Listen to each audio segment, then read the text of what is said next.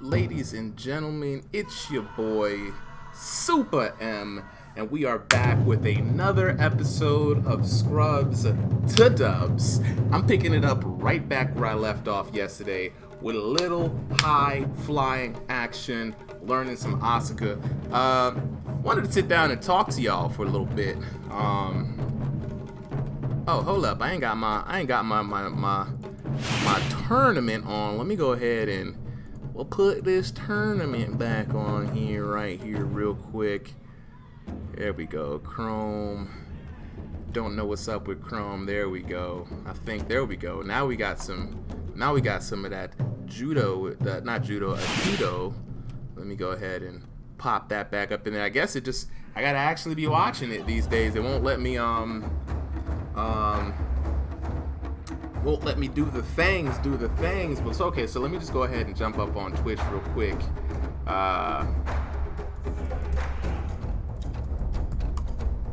Let's go. So how y'all doing today, man? On this most auspicious of days. It's a very auspicious day. One of my favorite holidays, you know what I mean? So you know, let's get it on and pop it here. Now I did promise y'all that I was gonna make a Streets version of Asuka, and I did promise y'all that I was gonna learn Asuka on the stream strictly. So there has been no more developments with Asuka since yesterday. So I am just as scrubby yesterday, or just as scrubby today as I was yesterday. So you know, if you came looking for, where's my channel? Okay, I'm about to say I'm trying to get on my channel here. Good Game TV, what's good? Hey, I know you said you working and everything, but if you ever wanted to jump in the little dojo and work on some stuff, you let me know. But for now, I'm gonna go ahead. I wanted to talk a little bit about some things that happened today. Nothing too heavy, you know what I mean? Just, I saw some stuff in the Scrubs to Dubs, Denizens of Scrub City Facebook group. We had some good discussions. I wanted to kind of bring some of those things up here while we get ready to jump into some Asuka here, because a couple of things. Just want to let you guys know. Hey, one, today we're going to be back in the dojo. That means a bunch of training today, a bunch of training and chatting, me messing up, me trying to explain what I'm doing. Today, we coming up in here, and we're just going to work on some offense. We're going to work on some offensive setups. We're going to work on some throw setups. Like how I want to play Asuka is basically I want to throw people a bunch. So I'm going to try to set up some throwing. I'm going to try to set up some I definitely have to get some combos down. We're going to go looking through some combo training. We're going to do some combo games real quick. But I wanted to bring up a little something that I saw earlier today. So now, GenX.TV had an article. Let me see if I can actually bring this up here, because if I can, that would be great. So let me go ahead and actually try to bring this up, so you guys can actually see that on here, and we'll read this article together. So let's see. Where was it? Here we go. Street Fighter Pro. I know we don't talk a lot about Street Fighter here on this channel, but let me actually appreciate that, my G. Let me go ahead and turn that down a little bit. It's hitting a little higher than my audio right now. We're gonna put the music back up, super duper hype, a little later on. But how does that sound for you, boy? When we get this new sound upgrade, it's gonna be lit. Okay, don't have the PlayStation set up. Gonna set up tomorrow after you finish the TV stand. All right, Bob the Builder, I see you out there. Go ahead and put in that good work. Much better. That's what I'm talking about. Yeah, I'm gonna get these audio levels set up sooner or later. But let's check this article out. And I want to hear what you think about this, GGTV. So, Street Fighter Pro Momochi complains about aging pros dominating the game. Now, just off of this title alone, I don't know. I never thought somebody would be complaining about the old man knowledge. We always complain about the young man reactions, right? you know.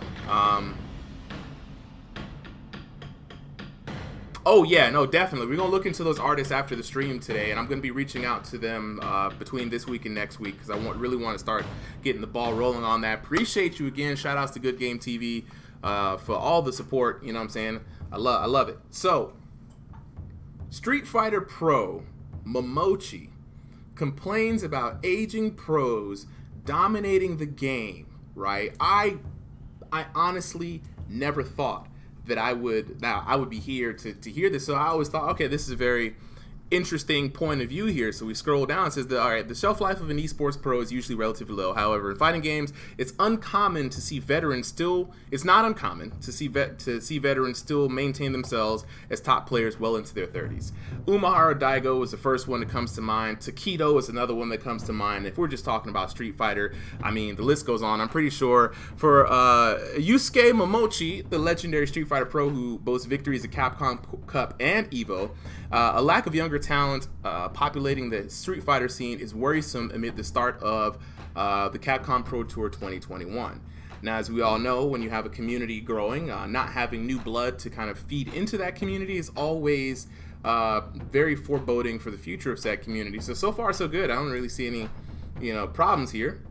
So Momochi qualified for top 8 of the Japan 1 event, looking for a spot in next year's Capcom Cup, was the youngest player on the loser's side of the bracket at 35. The youngest player on loser's side was 35. I didn't know Momochi was my age. I complain about being old. I ain't got no excuse. These old men out here running things. All right, with veterans like Fudo at 35. Of course, Fudo is my age. Itabashi Zangief, one of my favorite Street Fighter players, 39. Umaharu Daigo, 39 as well. You know, I said we shouted out Daigo earlier. But yeah, I'm the youngest guy in losers. This industry is dangerous. Is there a future? I'm worried. This is a fighting game tournament full of old men, Mochi explained after his event on his Twitch stream. Very candid words there by Momochi. I have questions. Okay, so let's see what else he says. So the Japanese pro has a unique insight as both a player and the CEO and co-owner of Shinobiism, alongside fellow Street Fighter player and wife Yuko Chocoblanca Momochi. Look at both of them. Look at both of them in this picture. That's love right there. The pair strive to spark interest in Street Fighter and fighting games in general, so it seems Yusuke's frustration at the lack of new talent stems from his desire to see the scene evolve. And so far, so good. It's real wholesome, The rest of Japan 1 qualifier included veteran fighting game god Hajime Takedo Taniguchi, right? And Kenryu Mago Hayashi. Adding to Momochi's valid complaints that as only 2 players are considered new bloods, Ryota John Takeuchi and Masaki Kawano. Hope I didn't butcher those names, but there are potential pro players gravitating towards other fighting games like Smash Ultimate, Tekken 7, Dragon Ball FighterZ. I don't know, it's hard to say. However, it's clear Capcom has a pending task they'll need to address with Street Fighter 6, a title that needs to attract the attention of the youth if we want to see the next generation of competitors to take center stage. Now, this is a very interesting article to me. On our page, we had a spirited discussion amongst many people with various different types of experience in fighting game communities, right? And we talked about we were having a discussion about, like, it kind of meandered into whether esports versus FGC is a thing and yada yada yada.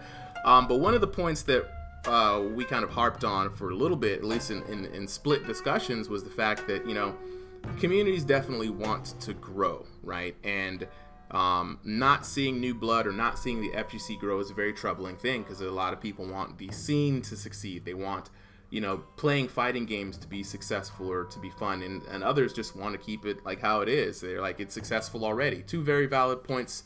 We're not going to get into that here. But Momochi, though, bringing some interesting points. So, one, a scene full of old men, even though I find it cool because I liked fighting games from a kung fu martial arts film perspective, right? I couldn't physically go out there and beat up a bunch of people, so I wanted to do it digitally, right? Which for me was, it's pretty interesting. So the idea of an old kung fu man, gray and aged with wisdom and technique and secret tech that you don't know about is actually kind of appealing to me. I kind of think for me, on brand wise, I think it goes, hand in hand, right? The old guys, Ben Gay aside, to get the joints, working, they don't. I don't think there's not a place for them. Though there is a problem that there aren't new blood coming in. Somebody needs to get to that, because they definitely not going to MK. I don't see any rapid switching of players to other games. So what are they doing? What's going on? Is it that playing Street Fighter isn't fun for people anymore? Are the younger kids wanting something new? Hey, maybe this League of Legends game will bring something new. Let's check in what the chat has to say.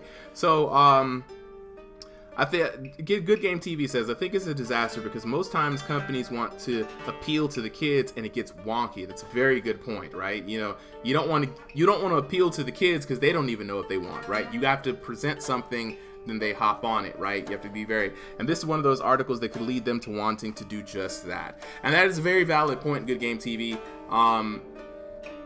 I think that is a very real risk that we face, right? And we see fighting game developers taking new avenues towards fighting games even right now, right? The new mantra is what? Simple to play, hard to master, right? They want to reduce the execution barrier down to welcome new people in. That's how they see it. It's too hard. It's too hardcore. There's too many people that just, have to be this type of mindset of person to succeed in this, right? And then you have those who are just like, no, we just need to bring more people into what is already there. I think that's kind of like the two halves, right? Do we lower the what it is to meet other people, or do we give people the ladders to bring them up to meet what it is? And I think a bit in any good balancing situation, it's never one or the other, right? It's a little bit of both. And I think Tekken 7 does a really good job of that. If I'm being honest, I really think it does a good job of that. The game is not incredibly hard once you learn into it. It's just you have to fight this wall of legacy. It's been around for so long that all the stuff presented to you today, there's a wealth of knowledge. But that brings depth, right? That brings flavor to the ramen broth, right? So I think think of it like an MMO, right? You definitely want it to be easy to get into and fun for all of your friends, but you definitely want that end game content. You feel me? And I think competitive fighting games brings that end game content. Legacy games and mechanics that are tough to master bring that, because the difficulty in what you're playing is different from like other games. Those techniques hard to pull off resemble hard to pull off techniques in real life. You have to be amazing in skill to actually do those moves, and that's why we're like, ooh, did you see that? My boy, that was a one-frame link. Yes, because not the average person can do that, which gives that sense of athleticism to the game. I definitely think that should be pushed a little further, and there should be a little easier part to get into for new people. But then there has to be an onboarding path to get there. And the community, like we've talked about before, has been doing a really good job of providing more resources with the advent of the internet. A lot of guides out there, a lot of community help trying to get new players into the game. But the developers can also do their part, which is going to bring me to another article on Scrubs to Dubs here. And so I posted another article, shout outs to the community, man. They really kind of helped it out. So this is what I'm talking about here, about the developers potentially doing their part to help kind of get that onboarding process, One of the things they could do is really kind of backtrack and start providing tutorials that makes sense mechanic-wise just in games. I think a lot of the things that I do here on the stream, I try to gear it towards newer people. I'm still too high altitude for a lot of the people who could potentially get into this game, the new blood, right? They don't understand the importance of high mids and lows and why you should block things correctly. those aren't even in tutorials. At least that's what I thought until my boy Jonathan came in and showed me this early this morning. And look at this, right? So Wireman on Twitter, shout out to @WiremanFGC. Things I learned in the first 2 hours of playing Virtua Fighter 4 Evolution trial/tutorial that some games never teach you, right? This is just one of those things, right? That's just a problem, and that I keep telling people, fighting games are like buying a game that you, I don't know if they just don't understand. I think people just don't want to do it. I ran into a lot of people who have no idea what we're talking about on this channel. They would listen to us and they're like, you're spitting out terminology that I didn't even know was a term. I often hear it's too hard. Yeah, no, too hard is definitely the general blanket excuse, right? They're too hard. And then we have to think, well, MOBAs are hard. Do those same people play MOBAs, right? First-person shooters, to me, are too damn hard. That's why I don't play them. But it's not really that they're too hard, right? It's that I am not good at the basic mechanics. And up until 2 years ago, I didn't even know there were learnable basic mechanics. And I'm 35. So it could be ignorance, right? They're just unaware of that there is a game that we're playing. No one understands what footsies is, because there's no rule book or manual that says in this fighting game you will be playing something called footsies, and it's the art of vying for space and landing the first. No one, that's not packaged into the game, and I personally feel that's a bit weird, especially since fighting games are so prevalent right now, right? Like, I've been through a lot of tutorials, and I had to go elsewhere to learn the concepts that I'm talking about. I do know some, yeah, dog, man, of course, jump in on Discord, dog. This is the just chatting part. I thought it was very weird that you were chatting through chat, but let me jump on Discord, because you already know this is about to be something that we're gonna go back and forth on, and I like it, because this is the kind of stuff I'm on Discord and chat. I'm jumping on right now. Let me get you on here, dog. You already know, man. I have been waiting, because talking amongst ourselves is one thing, but I definitely think that conversations like this are healthy to have, because they're just fun, man. There's a lot, and let's see, I'm jumping in. Kareem, what's good? We just not getting into a discussion here in this 420 day. How you doing? So we're gonna get into this conversation here that sparked from. Let me jump in with GG Cap. Cap, can you hear me on the mic? Hold on, wait. Let me make sure you can hear me. Can you hear me?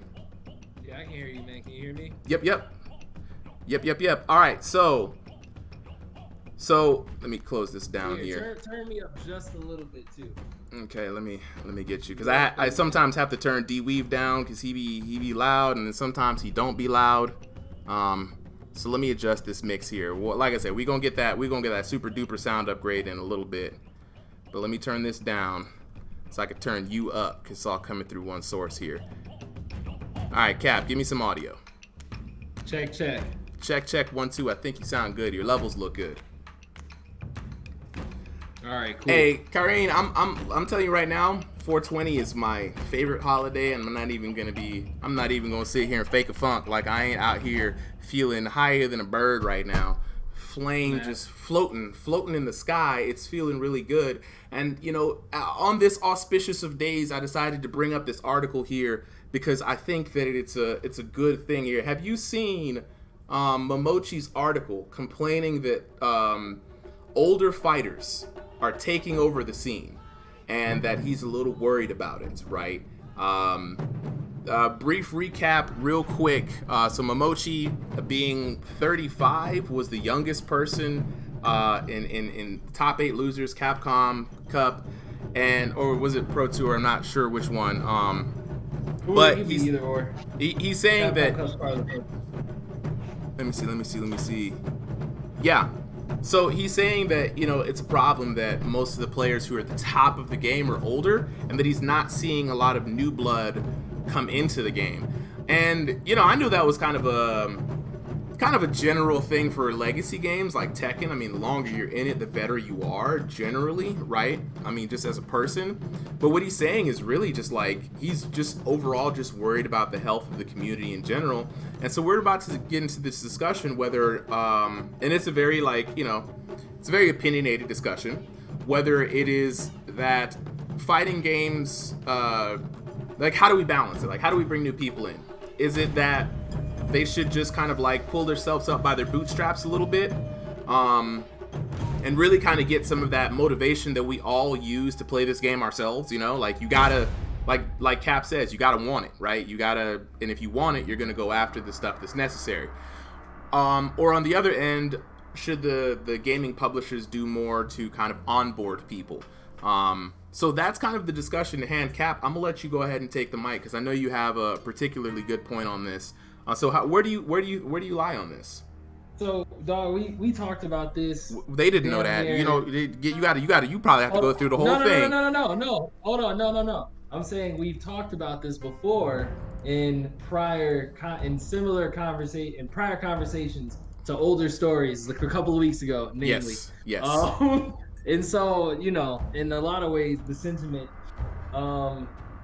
oftentimes is different. Like I said earlier, like that kind of talk from emoji, I get it, you know.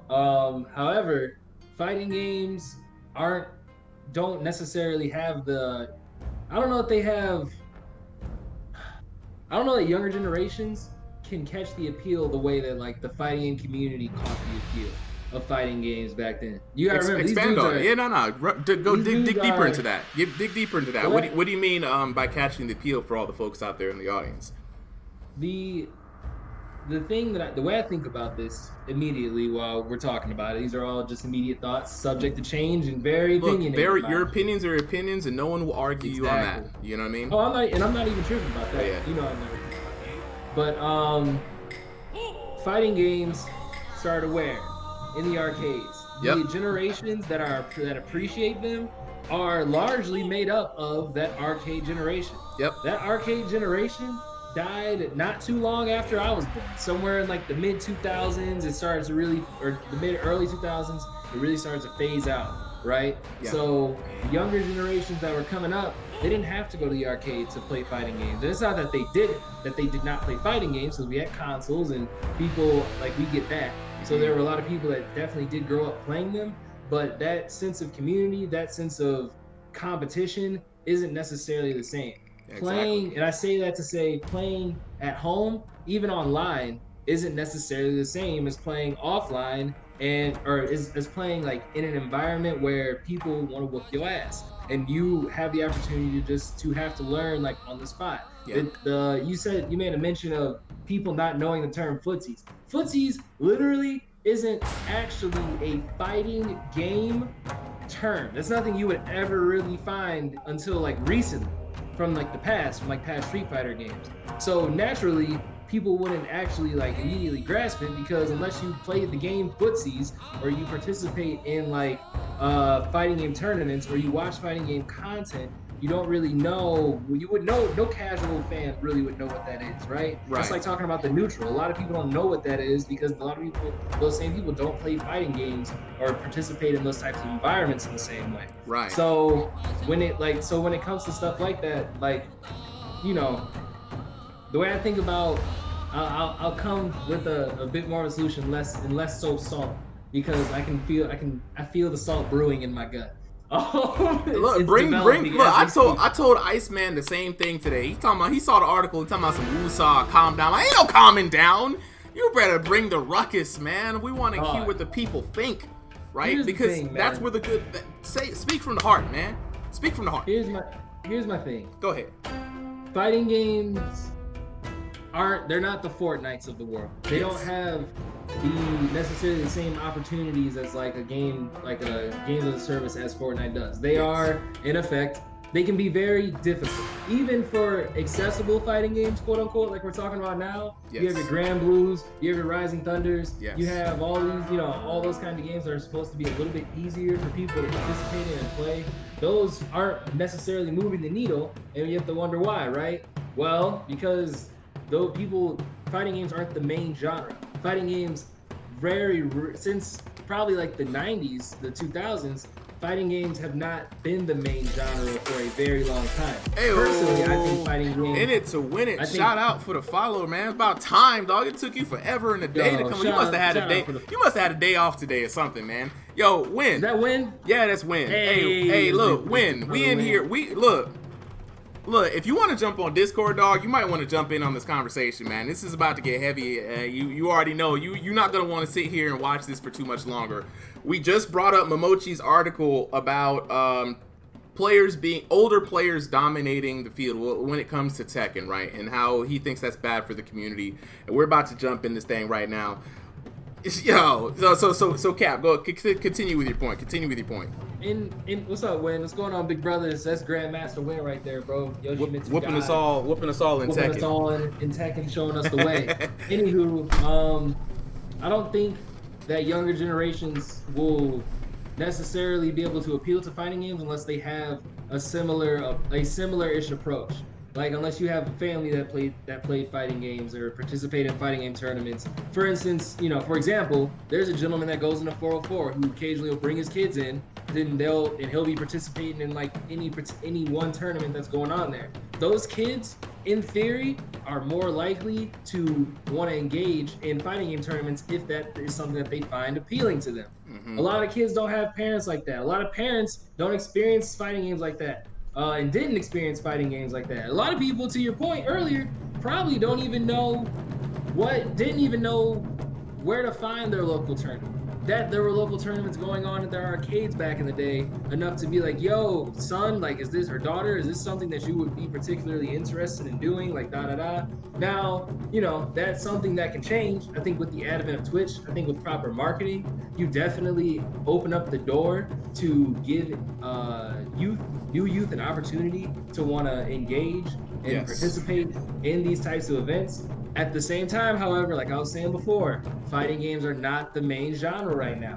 What is the main genre? You got your battle royales. That's everybody's favorite genre, every 5-year-old's favorite genre under the sun right now, because it appeals in so many different social cultural ways that they're seeing outside of just the game.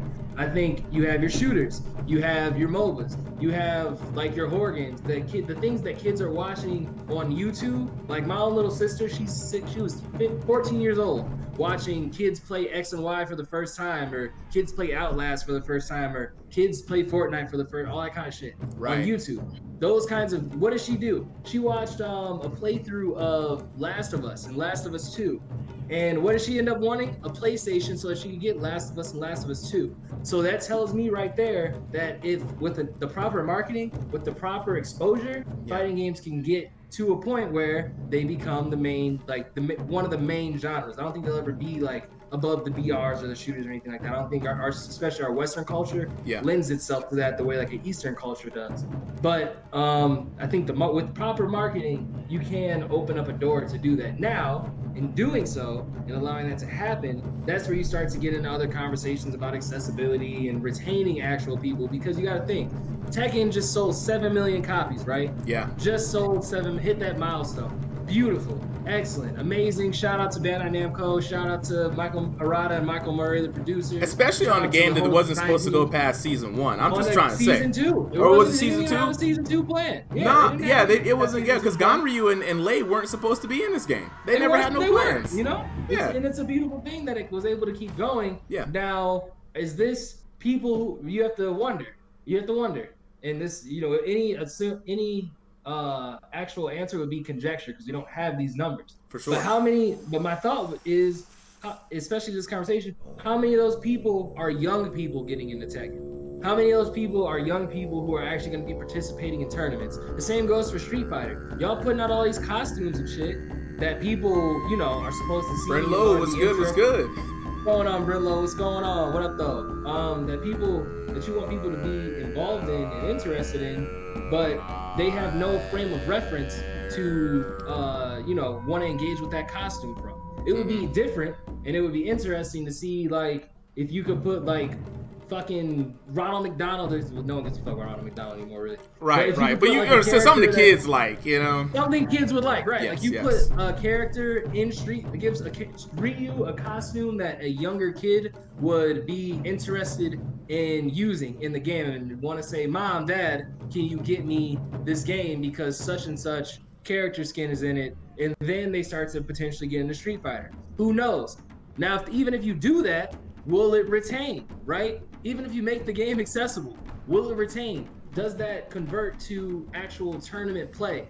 To where Momoshi doesn't have to be worried anymore and complain about aging pros.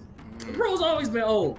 Yeah, look, Daigo always been old. Daigo been old since been old, dog. I don't know about everybody Daigo in the been chat. Old since he did the Daigo parry. Daigo is my age. I'm old. I always say I'm old. That's my whole bag, and then I'm an old man. I know. And it's funny.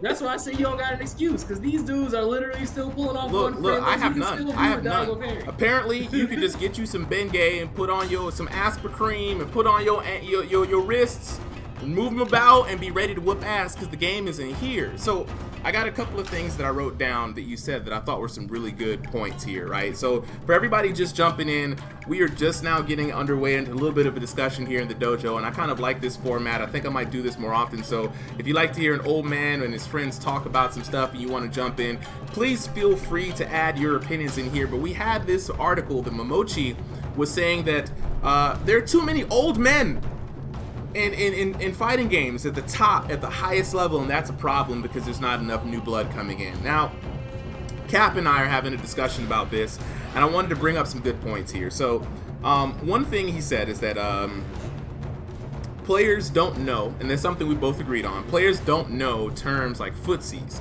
neutral, overhead, spacing, counter hits, unless they watch tournaments, right? Because you hear those things, you learn through just watching tournaments. I mean, that's how I learned, right? There's a time that I didn't know any of this shit, and I've been playing fighting games for years, right? Yeah. I had no idea, right? So, or you watch the guide, you know, or you're learning from a friend, or learning from a friend who already knew, right? Those are some of the main ways you would do it. Those are pretty much the main ways. These are beginner and casual players. But here's the thing. Well. Here's the thing. That's the problem. That is the problem. I shouldn't buy a fighting game and have to wait 20 years later to somehow run up into crucial information on how to... There's a disconnect when you buy a fighting game. When you buy a fighting game, and I'm telling you this because of experience, remember, when you buy a fighting game and you open it up and you play the fighting game and you could play it for 2 years, right, and not know how to actually play the damn game, that's on the developer side. Now, someone should be here's the thing, here's where the disconnect is, because when you buy a game, they don't teach you tournament things. They don't teach you the things that will get you success against a human being. Hell, they barely teach you the things that'll get you success against the computer, right? Because there's a lack, and like Brenlo just said, there's a lack of explanation and teaching. Now, the community had to make that up, right?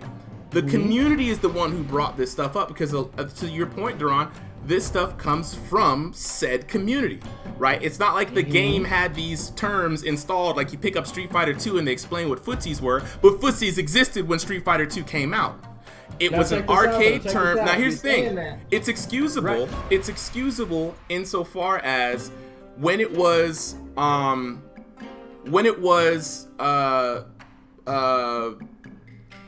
early like development, right? It was kind of like you were making up a mini game to play a game. Developers didn't design this thing with footsies in mind, right?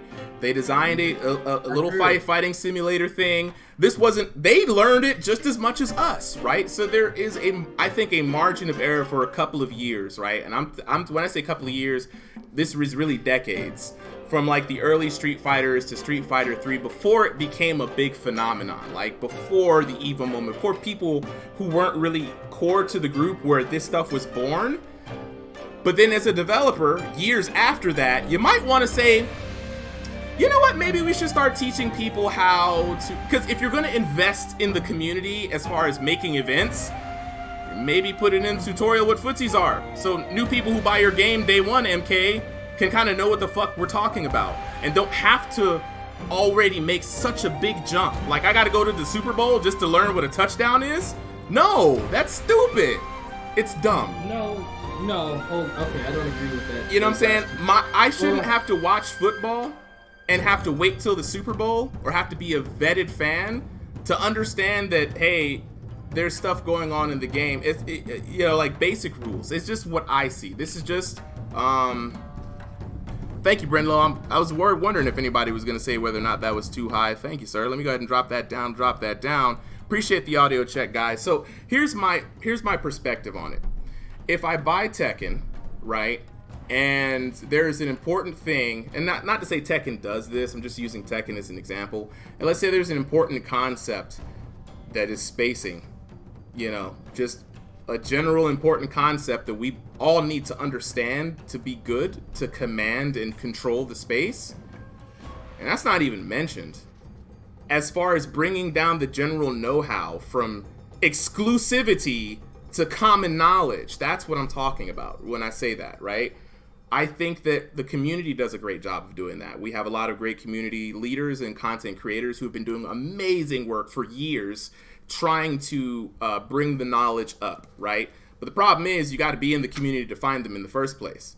Most of the people who are buying these games who are new won't know who these people are until somebody else tells them. And let's say they don't have that friend. I didn't have a win in my life to tell me this stuff, right? I would never be fighting you. It just wouldn't happen. I would not have the opportunity to come across that, right? And I know this to be true because so many people who I know who love fighting games, who are trash at them, they don't even know why they're trash.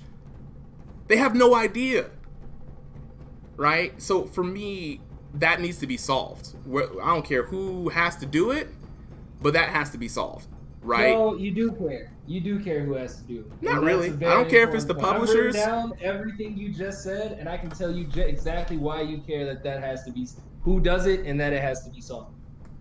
It doesn't matter which one of them do it. Somebody needs to do it. It's just not being done. But apparently it does matter, because if it didn't matter, then you would be okay with a community member teaching you that. Now, right, but I'm talking about the developers. I don't care which one of the developers do it. No. Hold on, dog. No. I'm about to. You got me lit right now. Go ahead, be lit, because I have 5 other points that you went through, and I still got to go through them. Oh, you know what? Keep going through your points. All right, you made another good point for new people, and these are people who are not us. Again, they're not fighting game people, but they love fighting games, right? Because all the people who Momochi are talking about, they already play games like us. They're not the ones needing to be indoctrined. So some people don't even know where to find their locals, which is honestly a great place to learn all of this stuff, right? No one knows where to find their locals, right? So that's something that's on more of the community side, right? Like people like 404 trying to get out there, reach out to more people, let more people know that there is a community to be involved in, right? That's more on our side because you can't expect the publishers to be supporting locals. So that's one thing that could help, I think, is to spread awareness of locals. And that's something we do really good here. So there's nothing much to say on that one. Fighting games aren't the main genre. They certainly aren't, never have been, I don't think ever will be. They have received a renaissance as of late, but my question to you on that part is, could companies like League of Legends change that? And that's just an open question because, as you said before, they have the awareness on their characters, they have the large reach, they have the household names. They come in and create a fighting game genre. It might be the new genre to a bunch of kids who never even knew that it was even a thing. Here's my thought on that question. Yes, go ahead. Yeah. Because there's a lot of talk, and I've watched Anime Illuminati. Mm-hmm. I've watched a number. I've had this conversation, heard this kind of conversation, seen it in different chats. I've been hearing it a lot, especially with Project L. After it being announced and blah blah blah. This weird notion that quote unquote it will save the fighting game community. Like I said, marketing is a very, very, very important aspect to gaming. Yep. I think that appealing to younger kids, again, if you're going to market it properly, like I said before, Street Fighter had costumes that were socially and culturally relevant to what youth are kind of watching today in terms of cartoons or TV shows or old even nostalgic beats that are hit. you know, if Ryu was wearing like like in that Power Ranger drip, dog, come on now, that shit is swaggy. That was gold. But That was that's absolute swaggy gold. as shit. Yeah. Now imagine if they had a regular Red Ranger costume in Street Fighter. Now, in theory, my theory is that that is something that could appeal to a potential customer to get them interested in potentially buying the game. Yes. Imagine if it was the newer Red Ranger from whatever iteration of Power Rangers kids can watch today. Right. My theory, no facts. I don't know if this is true. Is that in theory that like if a kid saw that or that was marketed through the proper channels, that could get that kid to want to be like, yo, mommy, so and so's character is in this game. I want to play this particular game. Now, again, that leads to the retention, which it may be a point that you already did, but that was my first point. Back to Project L, the marketing. Riot has a marketing engine out the ass. League of Legends, Wild Rift, Valorant, fucking what's the damn Legends of Runeterra. Yeah. Everything they touch seems to have some level of success in that genre. Oh, you won't fucking hear. No, it's not even that it has success. It's just that you won't hear about it. Like, cause at the end of the day, it ultimately it depends on what communities that you want to participate in and stay in. Because as popular as Legends of Runeterra is, Legends of Runeterra doesn't top Magic. At least let me double check this shit in terms of like League of Legends itself doesn't top Magic. Like, how is their side project gonna top Magic? Magic is legacy money, dog. That's not even a question. But this is what we're talking about. Fighting games have a lot of legacy. There are a lot of legacy fighting games. Mortal Kombat, Street Fighter, Tekken, King of Fighters. Fucking a lot of these games have just that legacy test, and they've stood the test of time. Yes. Super Smash Brothers. People argue it's not a fighting game. Come on, y'all. It's a platform. If you have eyes, it's a fighting game. We're not getting into that discussion. Right. Like, you know, we're not. We're not. But Riot made that game. They have a community that I'm sure is strong, or that I'm sure, you know, is strong enough or whatever, supported enough that Riot's willing to put whatever amount of money up to support their tournaments or whatever. Sure. But Riot has the funds for that kind of stuff. Yes. A lot of these companies don't have that. A lot of these companies are really just getting into that space in terms of like the fighting game community. Dog, you got to remember, we talk to people, like, due to the nature of our work, we've had the benefit, or at least I've had the benefit of talking to actual like people who work for the publishers and the developers. Their budgets towards even like an esports organization are just really being funded. Yes. How long do you think after esports blew up that, like, you can only imagine how much Sega was like, they or who was it? Yeah, Sega. They're like, oh man, we're not gonna worry about Virtua Fighter until esports blows up and the fighting game community starting to blow up more. Now Virtua Fighter X esports is a thing. Now a potential, what I hope is a Virtua Fighter 6 or some sort of Virtua Fighter circuit is potentially being started up and supported by the company. Yeah. This is all marketing though. Yes. This is like, fortunately, again, like Riot, they have that Teamfight Tactics, an amazing game. We both enjoy that. All you gotta do is jump in. All you have to do is jump into the Combo Breakers Discord. We have a general chat. You'll see me and Cap in there. Just jump on in, bro. You ain't even got to be on the stream to jump into this, man. You already know it's podcast style. So check this out. Go ahead. I think even with the amount of marketing Project L gets from Riot, yeah, it could attract like fans of Riot and potentially new fans who like League of Legends games but suck at League of Legends or any of their other games. Will it retain though? We've not seen a lot of fighting games come out and retain audience. And why do you think that is? Common problem. Why do you think that is? A number of different reasons, dog. One of my main reasons is that people get into it thinking they're buying one thing. They sit down and play it, and they're like, this doesn't feel right. It doesn't feel like what I bought. I don't understand this. And then they have to start watching tournaments and being in the community to even get the first bit of knowledge. Well, not that drastic. Not that drastic particularly, but there's no onboarding system. This is the article that I was going to show you on Twitter. Check this out, though. Check this out. Yes. I'm gonna.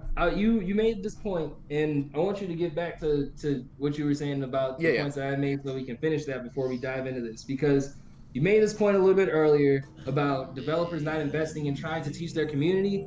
I think we've seen within the last 3 years, we've seen that recently be attempted with a legacy fighting game, and it's still not necessarily retained a large player base. And that was with Mortal Kombat 11. Had one of the most intuitive tutorial systems I have seen in a fighting game in a long time. Yes. Hell, actually, if you, even without doing a lot of the research, if you play Street Fighter 5, like really, and you really played it, and you went through like the trials and the tutorials, they have things to teach you about the game in the game. You just got to be willing to look for it after you buy it. Now, some people just want to pick up a fighting game and beat the shit out of their friends, Yeah. have fun. I think Yeah. that tends to be the case. And so when they pick it up and they fight someone that's actually good, then that's when they start to have that cognitive dissonance that you're speaking to of, oh, this isn't what I'm playing. Like, nah, man, like that's whack. Because clearly, if this person's better than you and they've been playing this, or they've taken more time to learn about this game that you have, that's like me picking up chess and then getting bodied by by literally, actually, fucking great example, Indy's cousin or her brother, her younger brother. Okay. When y'all went on the trip. Okay.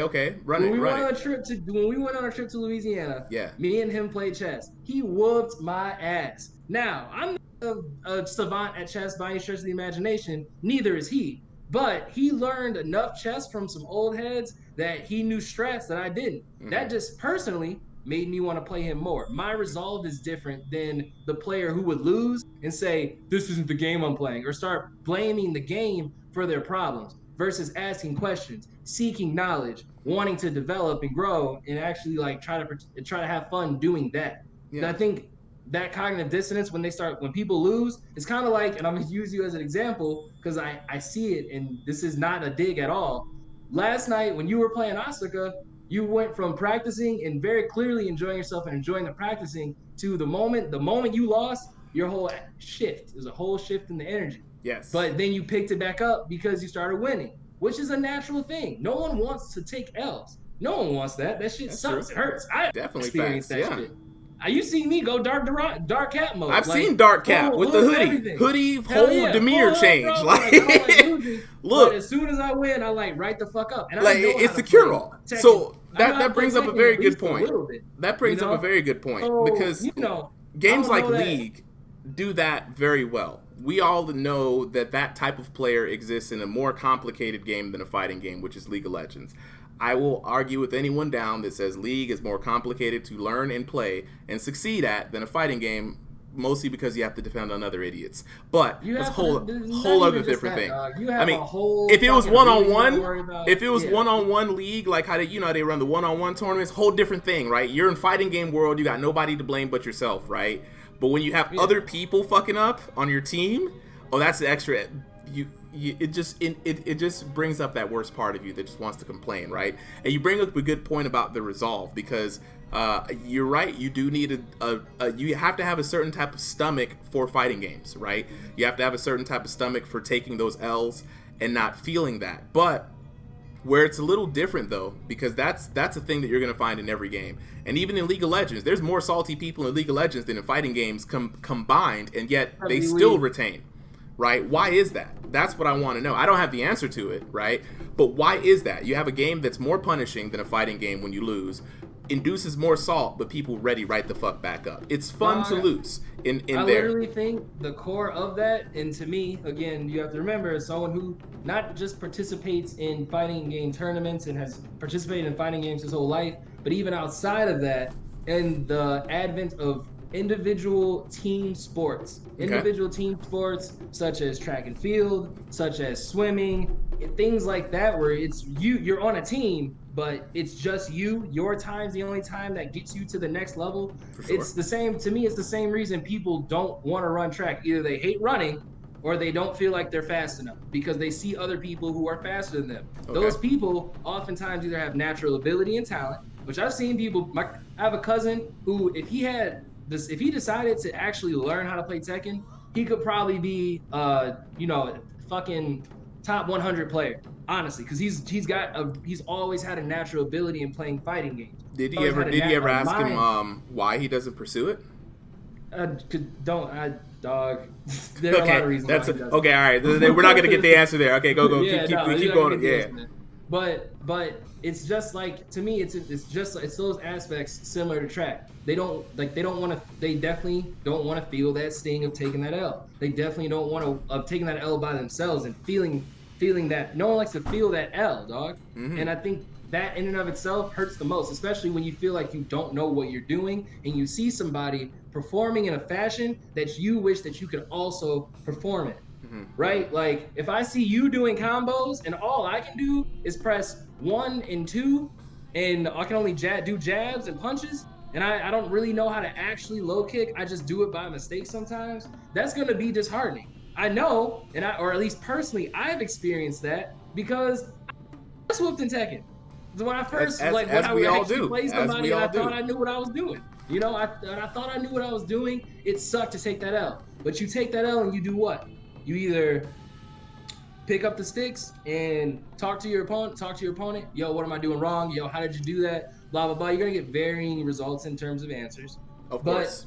Then generally good in Tekken from my experience. Even if you don't get the answers you want, you have to seek that knowledge, just like a lot of the older players did. That was the nature of a lot of the early fighting in community, was getting your ass whooped and figuring out how not to get your ass whooped. But the discussion really isn't about how to keep the same thing as the old guard. It is how do we bring in new blood.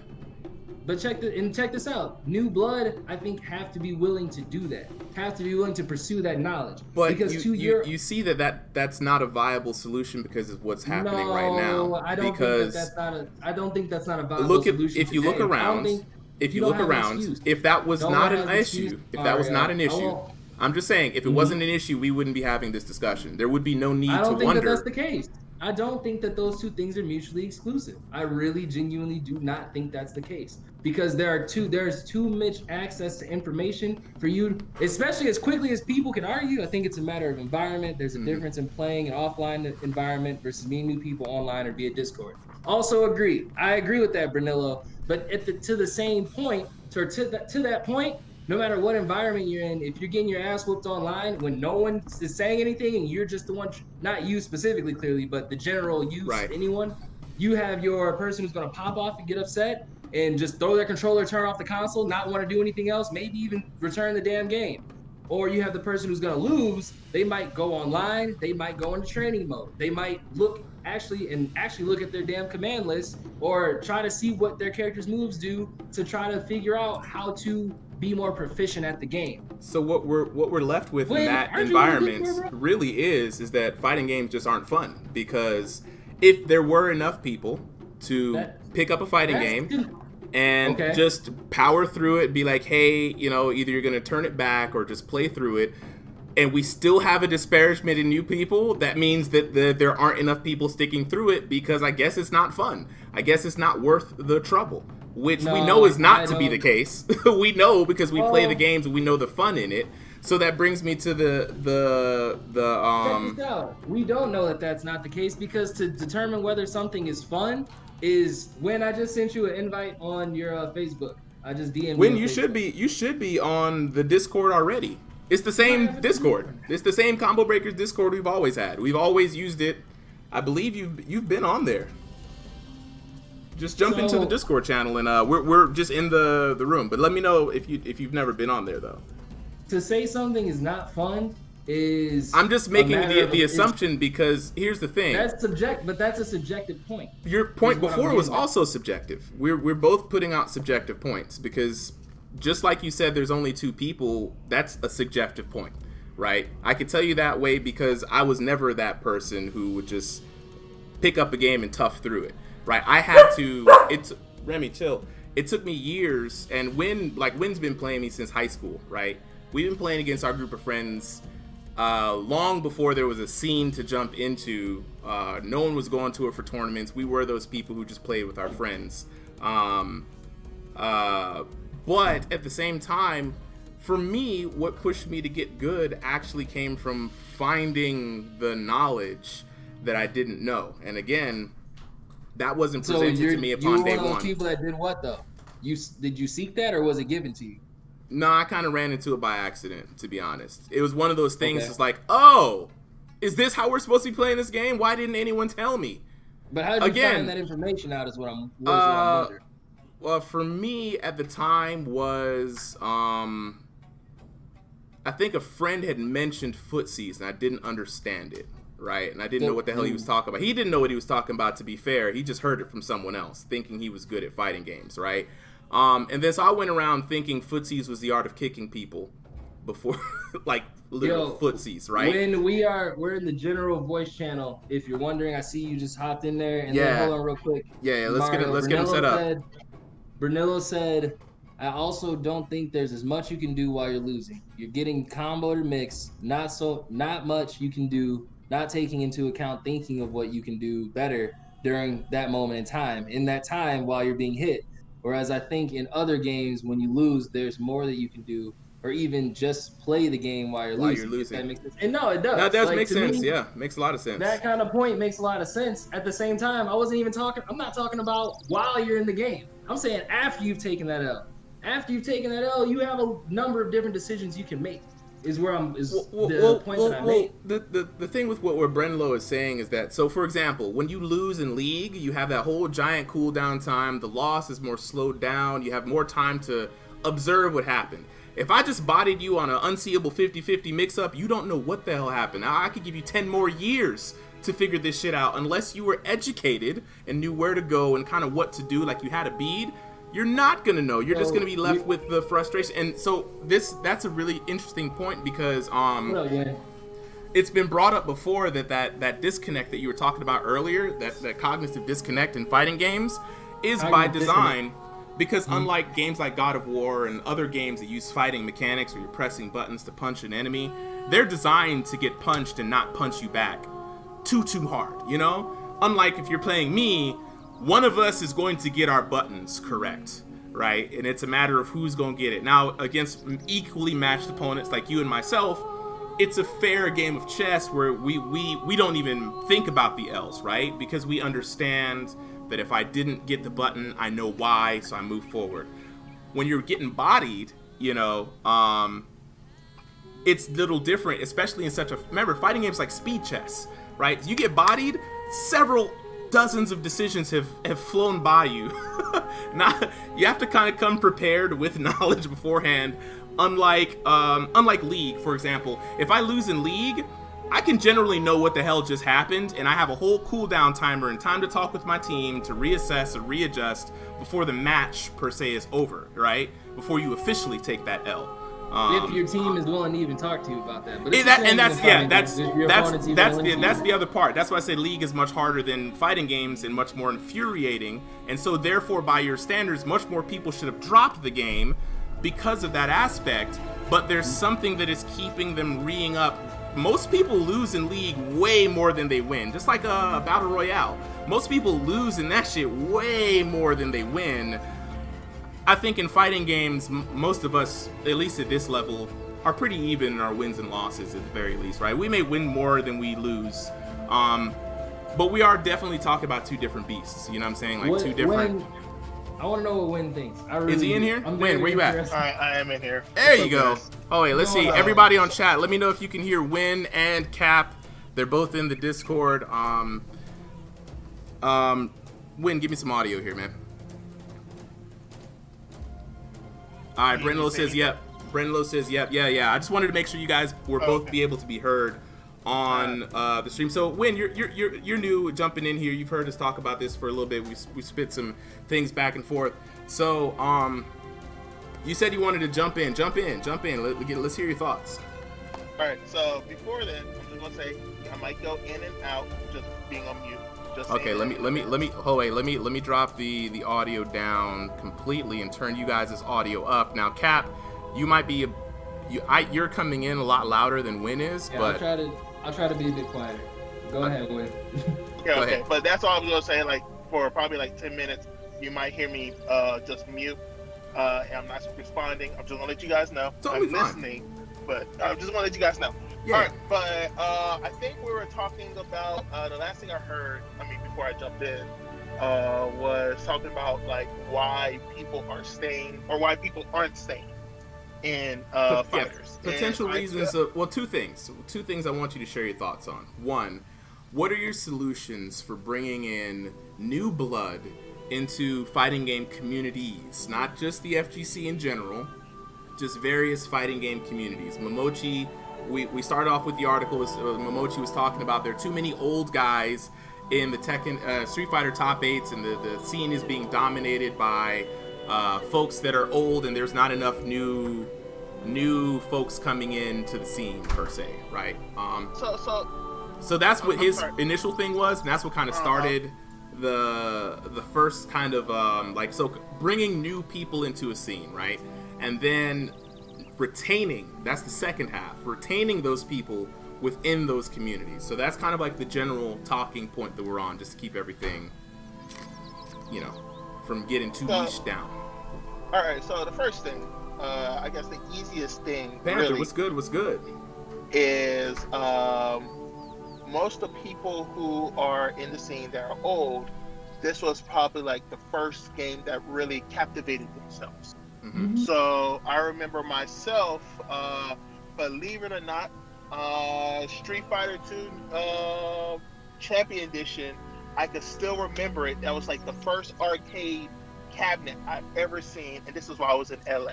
Mm-hmm. Right? For some apparent reason, I have that vivid thing, like I thought it was a dream, but it's a real thing. And that, for I guess us fighters, that means a lot to us, because it's like the game captivated us in so many ways. And I think the problem where people are unable to continue playing is they haven't had that same feeling that we had, because developers are still trying to please us, but not the new players. And so, wait, before you go further, two things I want to expand upon. Question for me: what was that thing that captivated you? If you can remember back to what was the magic? You know what I mean? And then you brought up a good point. I want to expand on how they're trying to please us versus new people. And so expand onto those 2 points. For me, I think it was, believe it or not, it was just seeing Ryu play against Guile on Ryu's stage, and him throwing fireballs and all stuff. And this is before I knew about Dragon Ball. So that was just a captivating thing. Oh, just throwing the fireballs and seeing the energy. Okay. And my first console that I ever received was a Sega Genesis. Okay. And the first 2 games was Sonic the Hedgehog 2, and then I had Street Fighter 2. I want to say Hyper Edition or something like that. And from that, it's like I just kept on playing the game, so on. And I think, to me, what grabbed me was there were so many, in our eyes, we'll think it's pointless modes, but during that time, it's like that's all we got. Mm-hmm. And a lot of modes, okay. The modes, and then you had a special ending and all stuff, and then it's certain stuff that captivated you. And then when you for me, it's when I went to the grocery store with my parents, basically they had those magazines that you can get probably some more tips or lore. So it was from that's what got me into fighters. Okay, then so wait, pause for a second. So it was the magic of the game, right? First of all, the fantasy, the lore, whatever gets you into anime, it's just that magic. You see it, you're like, I like that, right? And then the second thing you said was that you got the game, and then you got the old school magazines that gave you tips on how to play the game. That further fueled your desire, because you now have a resource to succeed at this game you like. Correct. Okay. Just wanted to make sure. Okay.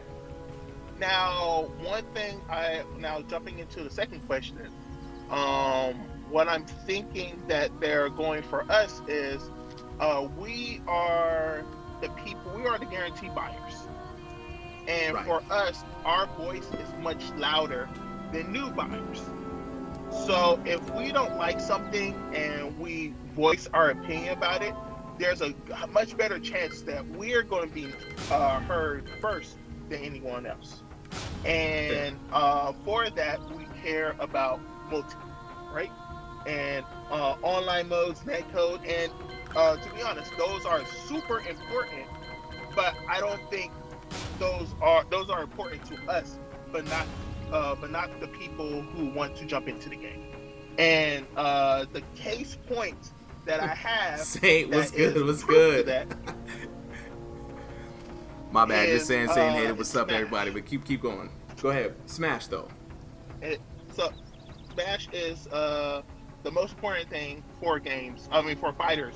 And I feel like if developers want to have the same success as Smash, they should follow their point when it comes to, believe it or not, modes. I remember in the past, I was like, oh, we don't need we need extra modes and all stuff, or like a great story mode or a story mode. But to be honest, you really do, because I feel like that is what keeps people first.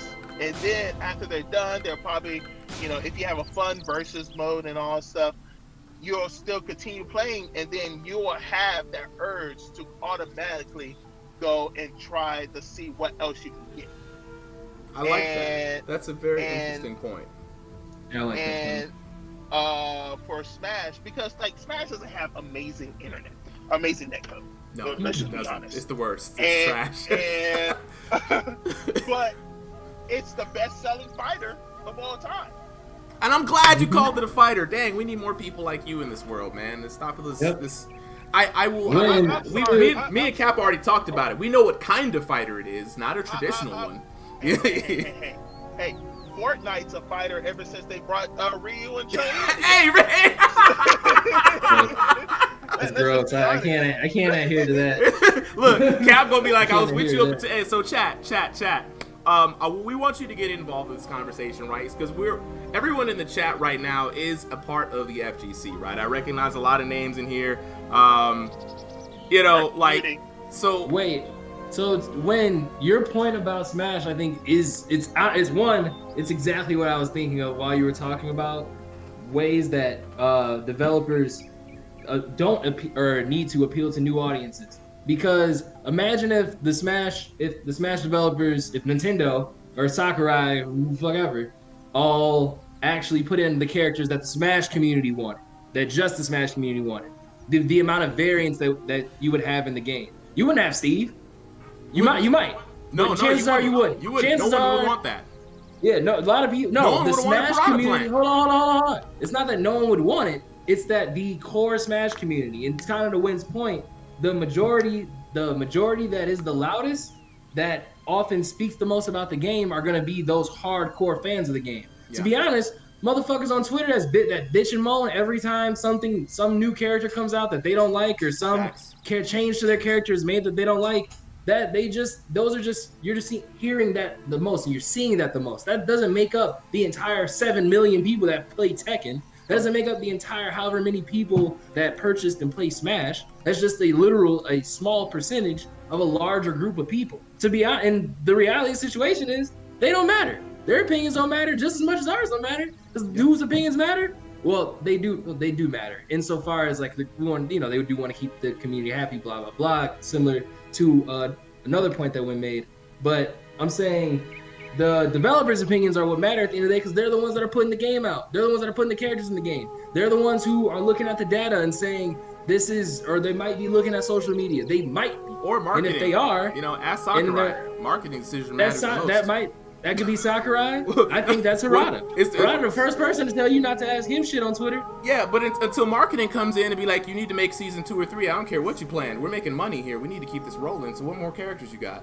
Like marketing. Exactly. We know marketing. Again, marketing department is who makes the money. Who makes the decisions. Yeah, they are in effect though a part of that development team, right? Like.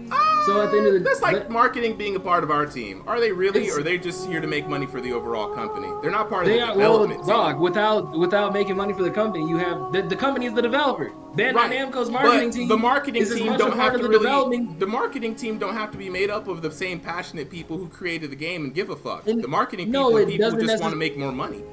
It doesn't, but that doesn't mean that every developer that makes Tekken wants to put the character that the community wants in the game. No, I mean that's true. Necessarily mutually exclusive. That's true, but at the end of the day, we do know that the developers, because Sakurai said this himself.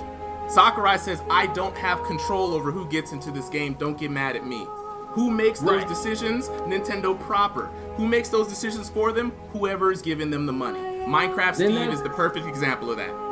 And that's all fine and dandy. I guess at the end of the day, the point is for the developer as a whole, be them in the marketing department or the actual development department. They could even wear the fucking mocap suit for all I give a shit. They're the ones whose opinion matter the most. They're the ones who are putting the characters in the game. They're the reason that these things are happening. And sort of to Wynn's point, if they listen to, if Nintendo as the developer listened to what the core Smash community wanted, Smash, in theory, we don't know if this is true or not, may not be the game that we know it as is Ultimate today. It may have had different characters in it. Because who's to say Sakurai wants to put Crash Bandicoot in Smash? That's the one motherfucker that anyone on Twitter, where's Crash at? I want Crash. Shut the fuck up. I don't even think they want Smash. They don't want Crash. Half of them ain't even play the game. I've been hearing this, bro. I was TO for Smash 4. I know, but I feel like it's bandwagon shit. Because when Crash come out, we're not gonna see everybody playing Crash. We're gonna see a couple of hardcore people playing Crash, and everybody gonna be like, it's nice to have. Because remember that shit happened with Banjo. Okay, how many Banjo players do we know? All right, but check this. Well, again, who we know versus who is and how many Banjos you see playing this game? Check this out. Check this out. How many Ganryu players do we know in Atlanta? And then I see an article like yesterday where it says Ganryu is one of the most played characters online. That's a goddamn lie. How many Ganryus we ran into online? I be wishing for the mirror match. I play on PC and dog. Every time I play a Ganryu, the only message I get is, wow, I don't see Ganryus. Like, what? Who's coming up with this data? I want to know. Who wrote that article? I'm literally about to find the article right now. I'm about to find them and be like, bro, where y'all getting y'all data from? Because I need to beat these Ganryu players for real. I just want to find them. I'm sorry. I said that wrong. Not the most played. It says Ganryu is the best online character in Tekken 7. But the community... yeah, that's facts. That's 100% facts. I agree with that. 100%. Okay. That's a whole different undisputable. End of the day, even if that was the case, it wouldn't matter. I would be happy. I would need to find out where my fellow sumo guys are. Check this out. Even if it was the case, at the end of the day, we are only subject to a truly smaller percentage than we think we are. Absolutely. You're right. Until netcode got better, how often were you playing in South America and France and shit in Europe? I still don't play in them areas. That's how small the pool is. Exactly. Yeah. I play in those areas every now and again, but every once in a while somebody will pop up from England and I'll be confused, like how? But ultimately, when I think I hadn't even considered your factor that you made, but I think that captivation is a very, very, very good factor. And the lots of ways to participate outside of playing just like the versus mode, because when I think about Tekken 3, fucking one of my favorite modes in Tekken 3 was Tekken Force. Boy, I tell you, they bring back Tekken Force. If I go chat, let me know if y'all played Tekken Force, y'all want to bring back the true beat 'em up. Make that shit multiplayer, so me and my boy Cap can fight these dudes and give us gear. Make it Outrider style. You can play 2-player in Tekken Force and Tekken 3. I'm just saying, in this day and age, you got to remind people to make shit multiplayer, because they be quick to not make a co-op game multiplayer. Say in the chat already know. Look, Duran, I really think we should just Tekken. Look, everybody knows Tekken Force is fire. Everybody knows Subspace Emissary was fire. Why these guys not putting our modes back in, man?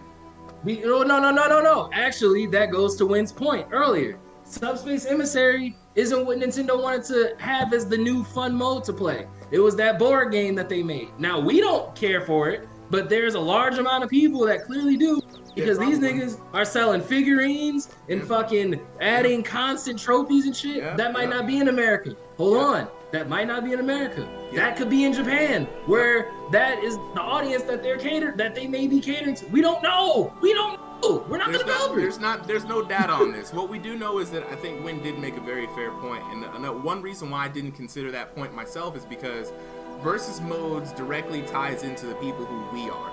We want to get in there and fight dudes and know that I've beat a real dude down or lost trying, right? We've already committed ourselves to that gamble, and we're fine with that. No amount of losing is going to make us stop playing the game, right? I was going to jump back up in here in Asuka again and face more headaches, because I know that in 3 months I'm gonna be returning all of those headaches that I got, and so I'm fully versed. So the magic, number one, right, is part of the equation, and the magic is gathering new people. We can all agree that's what attracts new people. Mortal Kombat is best at that. because you could see their sales pattern. A bunch of new people coming in, not a lot of people staying on, right? They did pretty well in their sales as well, so we know that they're more PvE friendly. They did very well. 2, single player content. Brenlo just brought that up. Single player content is king with Mortal Kombat, and it goes into those modes. I mean, I've had so much fun. Injustice. We didn't even talk about Injustice 2. How great the gear system was. How great it was for the customization. The lore was good. I mean, the game itself was god awful. I didn't like playing the game. It was a pretty abysmal person. Yeah, it's pretty abysmal. So that all goes into keeping the casual audience entertained. You know, if they had more co-op modes like a Tekken Force or a Subspace Emissary. Great, and to your point as well, marketing. And Brendo just brought that up again. Boy, look, all in my brain, bro. All in on brain. Look, marketing. We know folks like League of Legends are king with that because that's how they kind of got to where they are right now. Now, they don't have the legacy to compete with the Magic and will never will. We already know that. That's great grandma money. You know what I mean? You're not gonna win. I don't care how new and fancy and shiny you are. Great grandma money can stop working today and still beat you 30 years from now in sales. Man, so not grandma money. You already know. Grandma money. Grandma money sound way too strong. The Magic money is too strong, dog. That's it's too strong. Sound like Queen Elizabeth down. That's that Queen Elizabeth money, man. Yo. What Nintendo is on that grandma money. That's why they ain't trying hard now. They don't need to. They don't even need to give you another console. They'll still be on top. Nintendo on Genghis Khan money. They are money from eons, from years and years and years, hundreds of years ago. When there was no inflation money, you know what I'm saying? Right. They when you couldn't inflate money coins. because no one knew what the word inflation was. That was European and Greek. Right. And shit. Okay, so inflation. What? This is gold, nigga. What? So I think that takes care of a lot up to the middle point, and the community picks up the slack in the middle, and we know they have, in that we have great community leaders who are creating content, right? The lack of content is not really on, like you said, it's a plethora out there. It's hella accessible. Everybody and their mama got a guide. You just got to look up Asuka guide, and you can find out everything you need day one, right? You just got to absorb it all, right? So. The information now is more prevalent than before, but we're like you said, the publishers just not getting their boots on the ground to start getting some of that League of Legends. We can invest in our community money, and when they get league check money, this out too. What's up? Even at a development level, I would argue that I think there's a world. I don't know if this will happen. I think that there is a world where developers will start to implement, and because I've seen this, we've seen this, MK11, and again, yes, a good example of developers adding in those little bits of terminologies that came from the community. That wasn't happening necessarily 15 years ago in these games, right? Years ago. It wasn't happening 7 years ago. But now there's a world where that happens. The idea of the neutral. The idea of footsies, which is a game in and of itself now, right? Yes. Like those little terms and stuff. If you play the Mortal Kombat tutorial, you might see a few of those different terms. Fuzzy guarding. You might see a few of the different, like these terms that were very fighting game community and fighting game culture. Because I think personally, I'm gonna lay this out while people are listening. It's just as an opinion. I know I've talked to you about this before. If you're going to talk about FGC, I think you can talk about it in two ways, be it the community or the culture. The community creates the culture. Yep. And so part of the culture is where those terms come from. Part of the culture is where those ideas come from that the community surrounds themselves with. And so we talk about this community, but everybody in the community, or that we say is a part of the fighting game community, may just actually be people who appreciate fighting game culture. Same way that culture vultures fucking appreciated hip hop culture back in the day. Yeah. That's either here nor there. You were right. No. I mean, you're spot on. And like, I always love when you make the reference to hip hop because it's a great point. Because they're I think again that for what I'm doing with Good Game TV, I think they're two sides of the same coin, and that's part of the mission of what I'm trying to bring. That's again not what's important. What's important right now is this conversation. And that being said, like I think developers will again start to add more of those little aspects in because people do call for them. I think it's, to your point, one of those things that if you didn't know, it's because you weren't in that environment necessarily to know. So with everything going online, or a lot of things going online, part of introducing new players to that environment is adding those terms and things that come from the environment. Yes. Developers may not necessarily have known about these terminologies either, because how often were people traveling from fucking Japan to come to America to participate in a tournament that might have been going on in fucking Chinatown Fair Arcade back in the early 2000s, late 90s? Probably very rarely. Okay, to even understand, like Daigo was actually one of the first people to cross over the Japan-U.S. barrier to compete. And that was to California. Basis. That wasn't even in New York. That was a long time ago, and it was to Cali, and it wasn't even big televised, right? And I agree with you. I think one thing that could help, it's not the only end-all be-all solution, right? Is the developers have a unique position. When they create a new game, they can implement new training tools. These training tools can be psychologically designed to help you understand how to play the game under the game, right? It doesn't take a genius to know the moves list or commands, but it does take a little bit of training. And you showed me a training tool being able to and we've seen developers branch out and try to figure this out, right? Sam Show did a great job of it with the Ghost, right? Yep.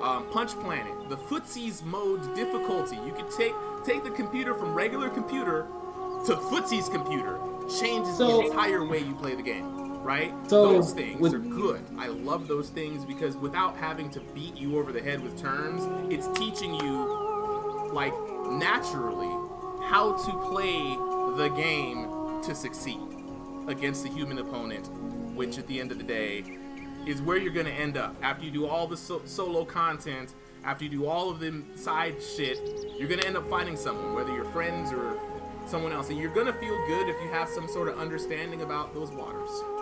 And Punch Planet's releasing in what? The last 5 to 6 years. Yeah, now check this out. New. Punch Planet is also a very independent developer game. Small team, small crew. This isn't Capcom and Bandai Namco. I just wonder why this isn't Capcom fucking and Bandai Namco won't, if they don't do it in the next one, because the next one is their opportunity, not now. Namco Bandai took a great big leap by giving us the frame data, right?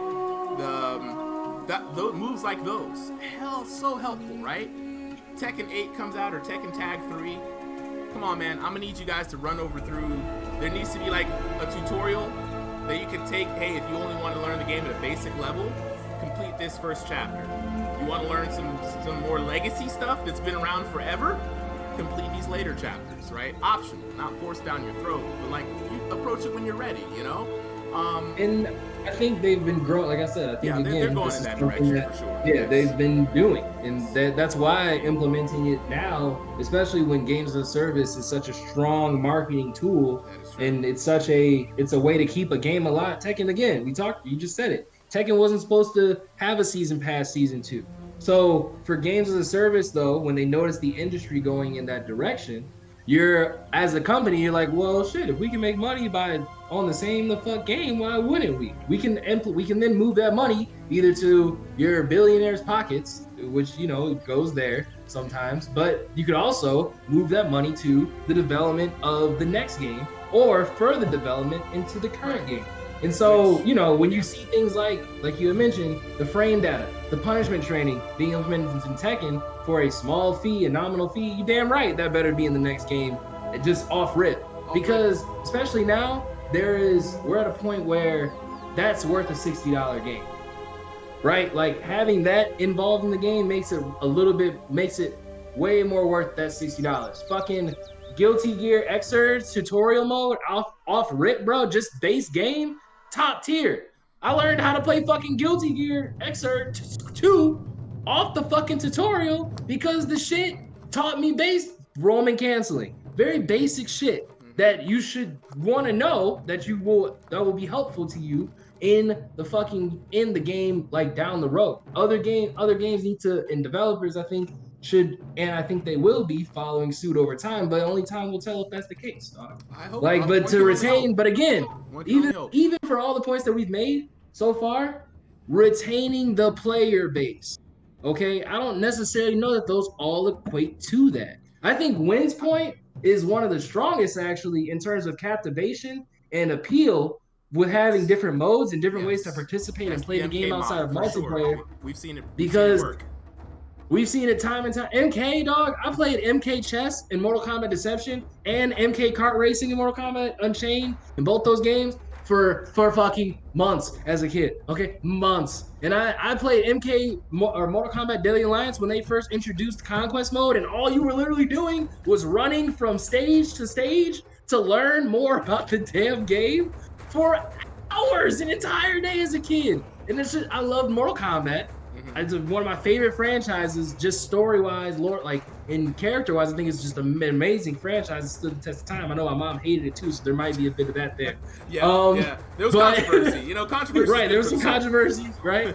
But again, not just MK, Tekken 3. Games that had survival mode, fucking team battles, fucking multiple ways for you to participate with your family and friends. If you had 2 or 4 controllers, Tekken Tag Tournament 2 had it to where me and my roommates, when we were in college, they never played Tekken before. But when I brought Tekken Tag Tournament 2 on my Xbox 360, unfortunately, is the console I had it on because we was an Xbox family by that time. Now we're a PlayStation family. Sorry.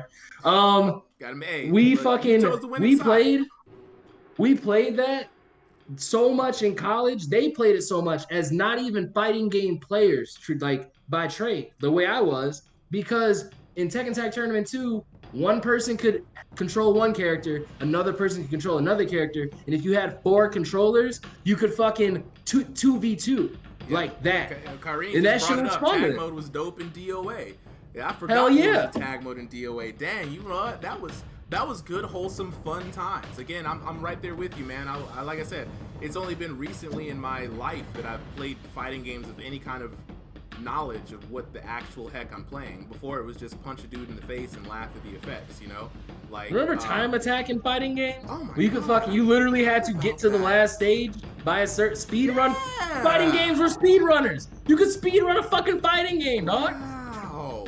So these are very good things. So one thing that you did, Rob, I'm gonna go back to my list here because, and this reminds me of a conversation that we had with your brother. You said about exposure to kids to fighting games. You brought up a good reference to the dude who brings his kids up to 404. Actually, I only see one other child playing Tekken. I keep forgetting his name. He moved out just recently. He's not even in Georgia anymore. So I have a funny story.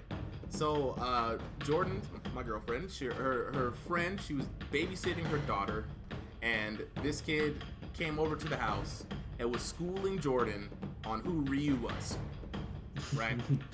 And Jordan was looking at me like, Mario, did you know this kid knows? And in my head, I was just like, nah, that dude's pretty popular. He transcends fighting games. I'm not even surprised.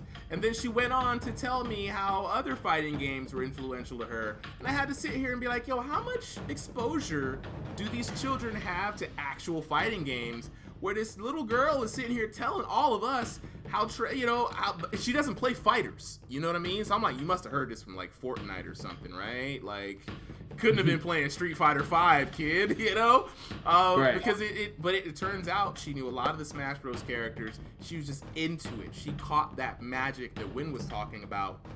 So I think another piece of the sauce here is essentially getting them while they're young, right? Because like your brother said, you get them while they're young, this becomes their new reality. They don't have these problems that we have, right? Whatever that is. But that, like, or they develop new problems that we didn't have. They're going to develop new problems. But to your point, we don't have to dumb it down for them, I don't think. You know what I mean? I don't think you do, because it's just exposure. You just have to show them what it is, because once they learn it, they don't have problems with it. They don't have our old problems. Exactly, and it's not even so much the fact of getting to the point where they're learning it, Mario. You said it, but you said it this way, and I like that because to an effect, that's how you're going to learn about something is through seeing it. So I get what you mean. At the end of the day, though, if they're exposed to it and they grab on and they gravitate to the colors and they gravitate to the, you can't, dog. How are fighting games not fucking like extremely exposing, and the animations in these games are 10 times, 100 times what the fuck they were from fucking 92. Bro, dog, we gotta use our imagination. Imagine Street Fighter 1, the original Street Fighter, where it was just Ryu and Ken. If Ryu had a fucking fiery Shoryuken, that probably would have captivated so many people. But he didn't. That's the reason why I went to Ken, because he lit people on fire. Ryu didn't do that. I didn't understand. Hell yeah, Street Fighter 2. You saw that shit. You was like, what? Like, This nigga's fighting me. It looked like it do more damage. I don't know if it really do more damage. It looked like it do more damage. Mortal Kombat only got the attention it did because of the fatalities. They made a whole damn system off that shit. Captivating shit that shook the mind. Shit that appealed to in a different way than anything else that was on the market at that time. There are a lot of things on the market now where just animations may not necessarily be enough. Or it depends on the certain type of animation. But it also, again, to your point, depends to what you're saying and how I associate that to the person who's participating in that as well. Because you could put Kid A and Kid B here. Kid A both kids may love the animations. Kid A might be the one who gravitates to the game and want to play it more, while Kid B just likes it and thinks it looks cool, and then goes and plays fucking Fortnite and Call of Duty and calling people nigga on the goddamn online. Look, Saint One, you see my Red Lantern Gondry. I was wondering how long it was gonna take you to notice that he's been sitting here ready to slap the taste out of some Green Lanterns. You already know. And I'm about to buy the red Pac-Man to give it to him so he can float around with a familiar. You already know. You know what I'm saying? I told Stream yesterday I made these Red Lanterns just for you. You know, I got a Red Lantern Oscar as well. Don't try me. But Cap, I got something to ask y'all. I know a lot of y'all in here probably around the same age as me, or a little bit younger, maybe a little bit older for some of y'all. How many of y'all grew up having to go to martial arts classes? Show some ones in the chat. You know what I mean? Bruh. Didn't you grew up on that, right? Good game TV. I did. My school, when I was a kid, my church had a school in Detroit, and we literally they had it organized to, as part of our curriculum, we had to take karate class. We had a karate teacher come to our church and teach in the sanctuary legit karate, and niggas was sparring and all types of shit. Look how many ones. Huh? Here's something I just realized, because when you said one kid could like it and go back to Fortnite, it's all about like what grabs you. I just realized when we were younger, martial arts in general in the world were huge. Whether it be kung fu movies, shit like Karate Kid, Three Ninjas Strike Back, Three Ninjas, you know, all of our early like anime were martial arts based. You know what I'm saying? Fist of the North Star, Dragon Ball Z, you know what I'm saying? Everybody knew some sort of fighting, right? So you have this power fantasy of whooping somebody's behind in a similar fashion. The 1 verse 20, the 1 verse 100, those different nuances, the nature of the old master, the mystical weapon, the mystical style, all that kind of stuff shit was instilled in us. So we see someone like Ryu putting the hands on someone and we want that. Surf ninjas.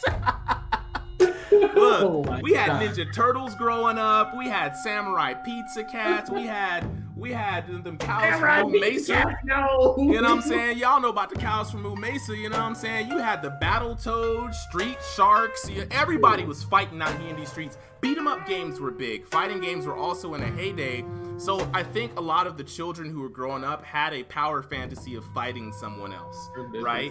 And now in this world of guns and mass shootings and everybody's got a gun, shooting is the thing. That's why I just see the trend of what's hot in the news, what's hot in the talk.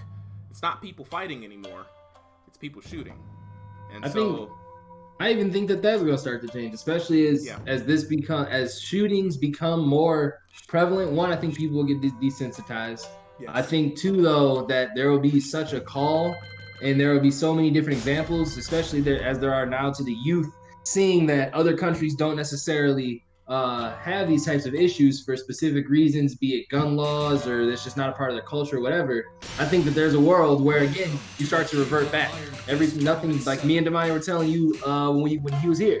There's nothing new under the sun, dog. So we're gonna go back to a time where niggas is just throwing hands and catching fades. Because for all the shooting that goes on in the world, what sport still is one of the most popular sports on TV and pay-per-view?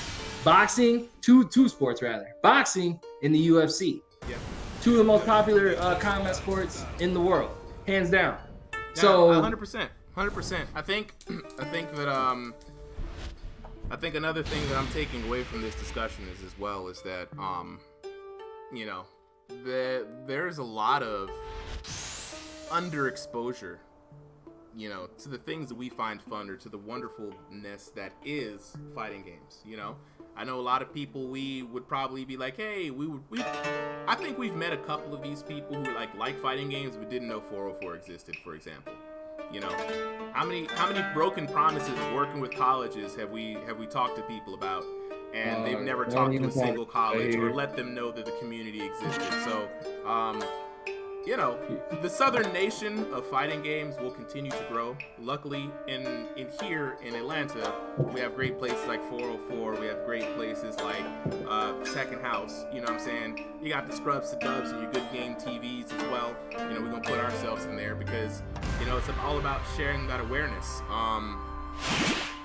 You know, I definitely think that, I'm still thinking about Wynn's whole thing. I'm like, holy shit, right? That initial thing that captivated the points that he wanted to share, because I know we let him share his points, and then we talked about it for like 40 minutes. He did say he was going to go for mute for a little bit, so I'm going to go ahead and do a little Oscar practice while we talk, because, you know what I'm saying, I definitely want to hear some. Wynn, are you still there? We need you, Wynn. Okay, well until... Okay, all right, bet. All right, Cap, so until Wynn comes back, let's jump on into this. So, I think, what else I had put down? Wynn, did you have more points? Like, I know... I do, actually. Go ahead, run it. All right, so another part, I think, one thing, just to know, did Momochi basically talk about Tekken? No, he's only talking about from the Street Fighter angle. You know, that's kind of like where he went down, you know. So, to be fair, Street Fighter is doing much better than ever. But I think what happened is, and you know, I think Street Fighter 6, whenever that comes out, I think they will have a much better, they'll do it much better than what they did with 5. And I think if we go back to the same philosophy of Smash, there are certain things that you don't need to do. For example, we were talking about, you know, bringing terms and stuff like that. You don't have to introduce terms or anything. That's my opinion. I think you don't want to put so much on a new person that gets them intimidated and then they walk away. One thing I would say that they should do probably is have just something generic that says for beginners, intermediate, masters. That's probably the only thing I would say they should do, right? Okay. But at the same time, I don't think they should. At the same, it just matters the game. If the game is very complex to, let's say, like Blaze Blue, well, not Blaze Blue, but like Guilty Gear, I would say you should do that, right? Very term-heavy game, because you got to know what a Roman cancel is to even use it. Exactly, right? In those games, I feel like those are games that only target intermediate to advanced fighters anyways. So for them, trying to make it much easier and all stuff to grab beginners, they're probably going to grab a small pool, but they're not going to grab a lot. It's just, that's the type of game, and that's okay, because there are fun shooters and then there are competitive shooters. Yes. And usually the competitive shooters are people who already played shooters, and they're like, hey, I want to play a little more skill based. I need to be punished. I want a challenge. Yeah. Correct. So it's like that's where that type of game is. And that's fine, because you know they're still able to make their money. Right? So they probably want more money. They probably want some of Street Fighter money. Yeah. But you know that's just the way the game is, and that's fine. Now.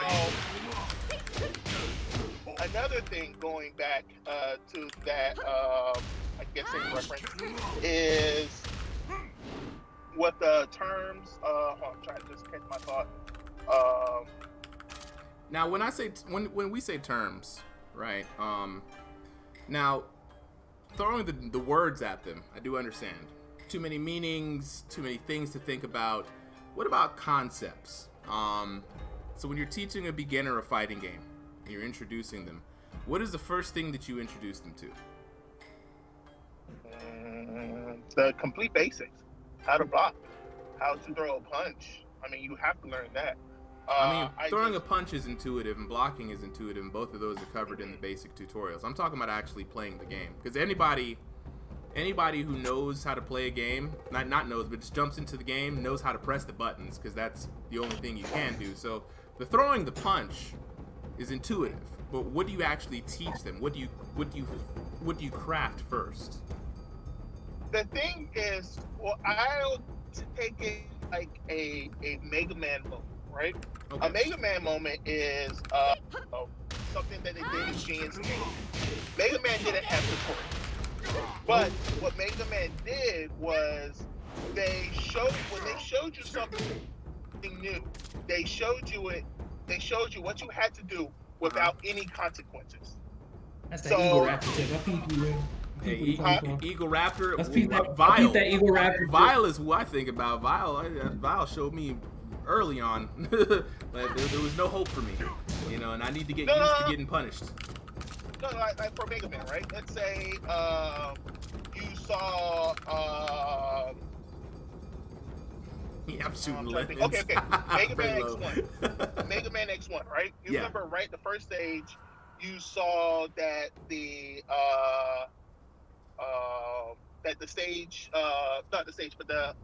highway fell down. Yes. Right? And then you knew that if you jumped on it, the same would happen to you. Correct. And then when it did, you were like, okay, now you saw that basically, you know that you can get up, but now you had to find out how. And then just you jumping, because you already learned how to jump by the game teaching you just through experience, you learned that, oh, I could wall jump. Who knew? Right? So the thing is with the game, right? And just like regular shooters, I think the best game that has a best single player or multiplayer that basically people could just play that and enjoy the hell out of the game, even though it's a shooter, is Halo. Okay, look, you already know, Brendo, I got you. But yeah, Halo's great, because even I'm trash at shooters, and I'll play Halo. And so for that, it's like, yeah, definitely, like I said, when you guys were talking about Tekken Force mode and all stuff, right? Believe it or not, some of the enemies you're fighting, they were showing you techniques in the game, and you saw that firsthand. You saw certain combos they were doing, even though you could kill them in like a couple of hits. Mm-hmm. They were showing you these things that were possible with a character put in the game. And over time, when people just learn that just playing it, it just, it gets embedded into your mind, and you're able to just throw it out once you realize, like, oh, I can do this. So there is a method to try to teach someone through just regular single player. And I think that is something that Smash does really well, because one thing I realized is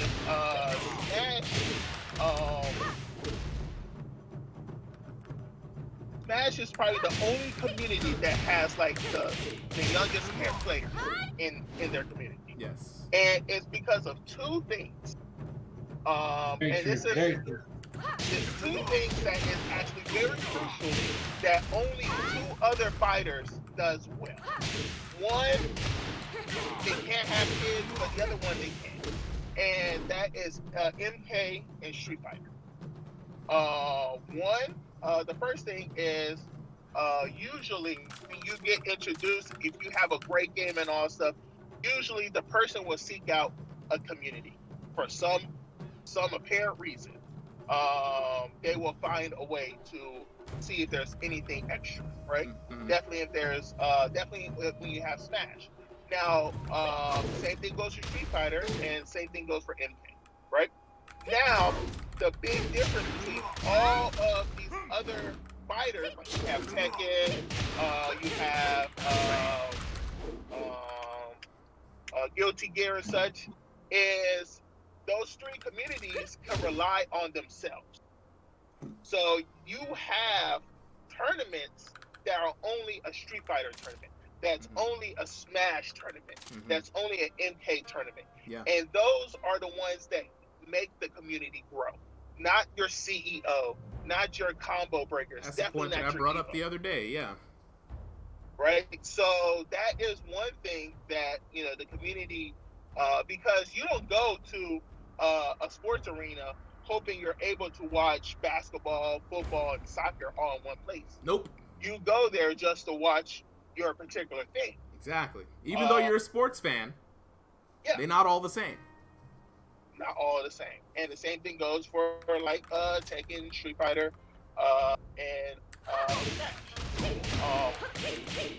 So I think that is one of the biggest hurdles that like Tekken has to do. Here's the one thing I will say about Smash especially. And I've been hearing this sentiment a lot, and me and Mario, I think we went back and forth pretty hard about this one. Because I completely understand where you both support that. I also don't fully agree that is what helps retain people. I think the nature of that is a sentiment that's shared as oftentimes I hear as to why the fighting game community doesn't grow and whatever. But even like for me, again, I've been going to Smash tournaments for quite a while. And even though all the games are Smash, you still have Melee there. You still have Project in there. You still would have Smash 4 there. All in the same tournament. And even if you didn't have those, even if there were, even for your side tournaments, you had your Rivals of Aether. You had a bunch of other one-off games that nobody gave a fuck about. Even Icon tournaments. I'm from Michigan. We have the Big House. That was one of the largest Smash tournaments in the world. Let alone the country. And the Big House was originally, yes, a Melee tournament. The Melee community was, however, extremely big before a lot of the other Smash games got involved into the fray. Yep. But even still, they would still hold a lot of side tournaments, and they had a lot of different opportunities for you to play there. It's just the main focus of like those tournaments were would become later the newer Smash games and Melee. So I don't necessarily know that it's the nature of all the games being in one place. I think people share that sentiment, and I don't necessarily agree with that. I think personally, and this goes off into a separate subject that we won't delve into, that the nature of that type of environment is replicative of, or reflective of what was and what people were familiar with the start in the beginning of like the FGC. And I think to remove that is, you know, while it's fine and dandy and shit, we see it all the time, it's perfectly fine. We have world tours and circuits and all that shit now, cool. But, you know, the same rate, those aren't necessarily what are pushing sales either. You know, because you have UFL, and yes, you have a weekend of that. You have a weekend of Summit, but Summit also does a bunch of different types of events that you can associate with. They just happen to cater to the communities on specific weekends, things of that nature. And Combo Breaker's numbers kept going up over the years pre-COVID. And I think, in theory, they would be slated to continue to go up. And people are bringing their friends into that environment and introducing them to not just the community, but different fighting games in that way, to participate in those types of events. And again, to lose, you're not saying that we're talking about losing it or anything, but in order to lose something like that, you know, and sharing that sentiment, I think leads people to that notion that that's something that should be removed, when I genuinely don't think it should. Like, I think, you know, the strength of our culture and our community is in its togetherness, similar, again, like I was saying, like I always attribute it to hip hop, and to start to segregate and separate these things that are part of that culture really starts to break up the culture. So, but that's just my thought on it. I don't necessarily know that it's the fault of the larger tournaments, like I was saying. No. So what I'm talking about is, I'm not talking about taking away, right? Because those are extremely important. I look at those places, CEO, Combo Breaker, Evo, Final Round, they're the celebration of fighting games. Right. So you have a celebration of fighting games, the most popular fighting games that people are playing right now, right? But not everyone are all in the same community, and that's okay. But in that community, you have to have your own thing. Yeah. I agree. Because the thing is, one of the most successful ones truly is the Street Fighter community.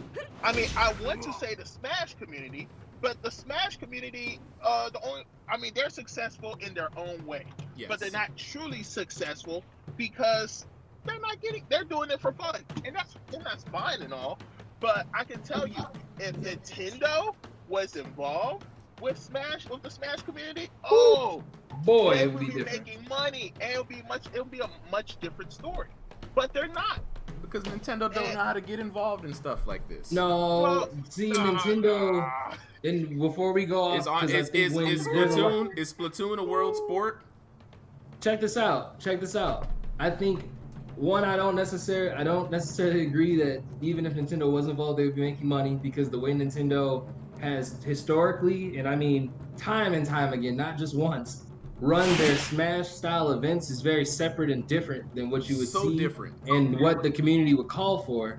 But then too, I also know for a fact, because they've said this, the nature of the way Nintendo does their events isn't money driven. They're not allowed to do that in Japan. Even when Nintendo reps would go out to some of the larger tournaments during the Smash 4 era, and even probably now for Ultimate, I just haven't been involved in Ultimate as closely as I was when I was doing Smash 4 shit.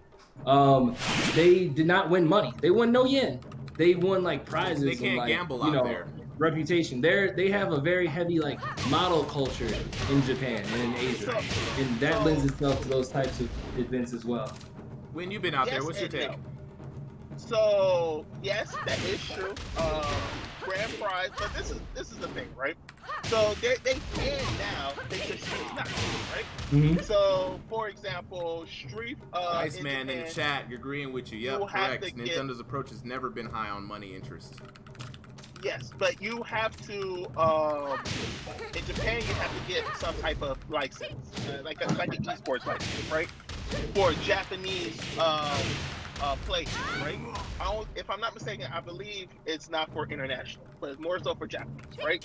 And just to know that, hey, I'm doing this for money and all stuff, this, so they know how to tax you appropriately.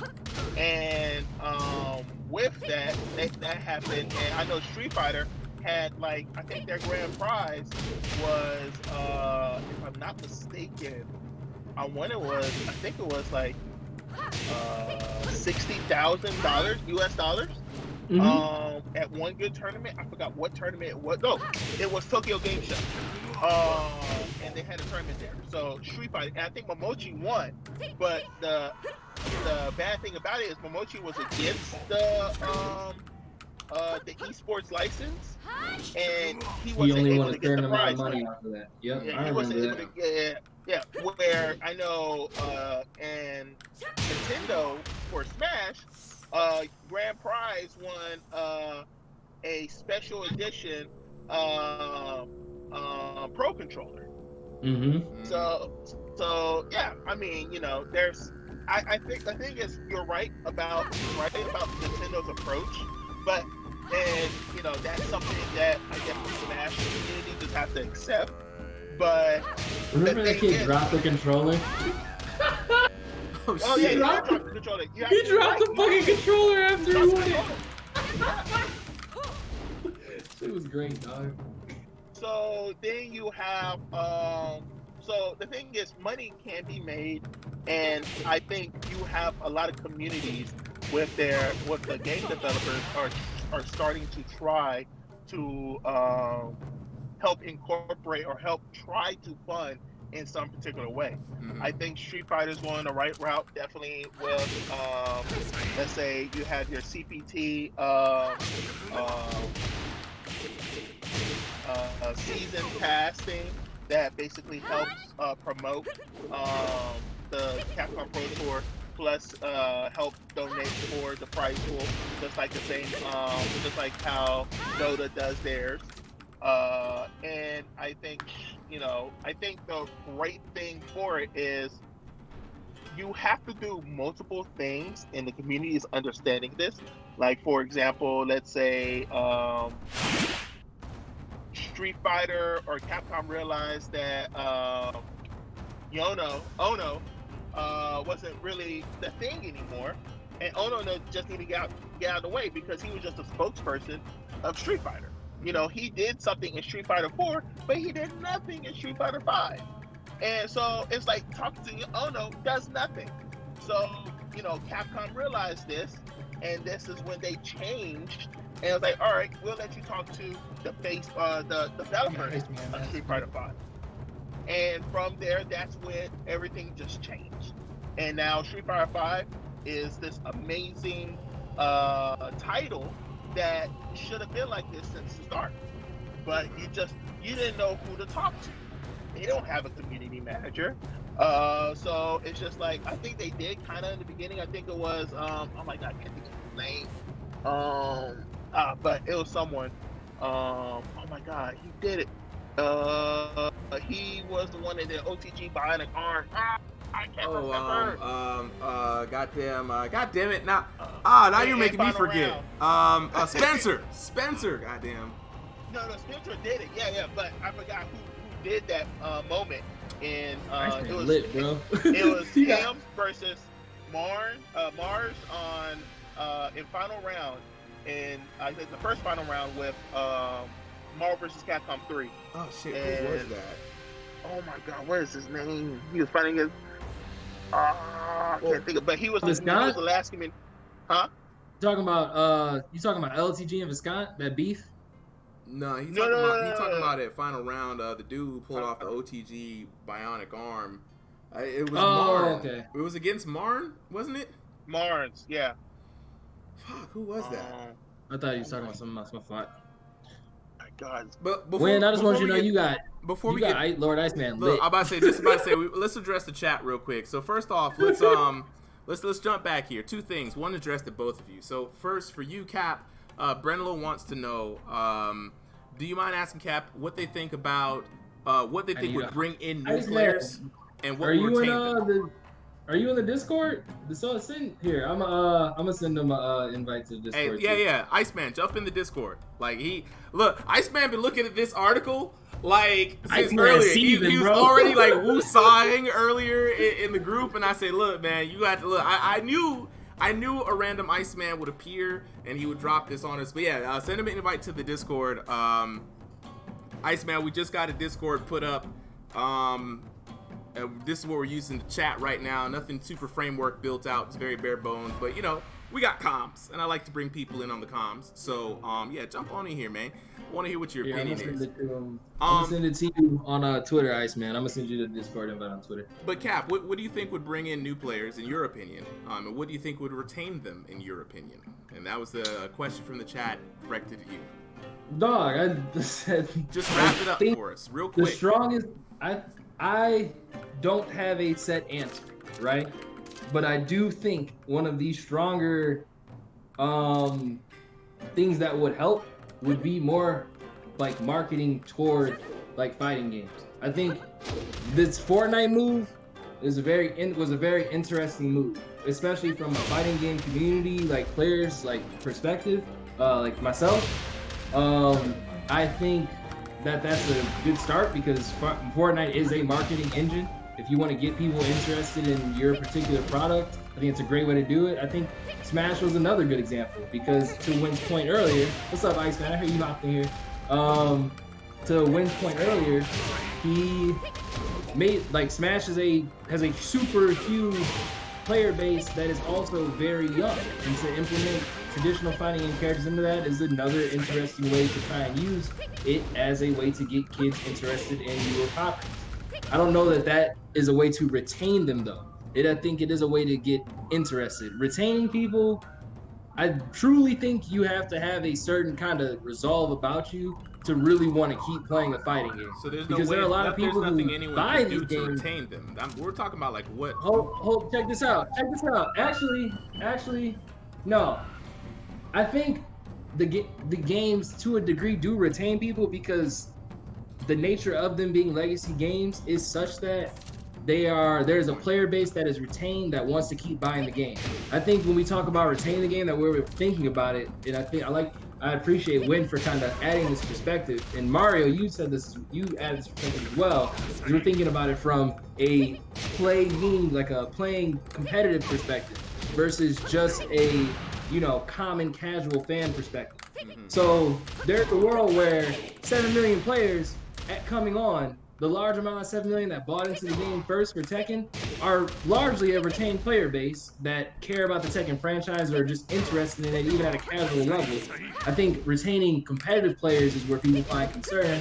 And to be honest, I think that happens because a lot of people really want to be in on the esports tip, which naturally, why wouldn't you? It's where quote unquote the money is going right now and where it's going. I mean, we work in this space, Mario. We both to a degree know the truth.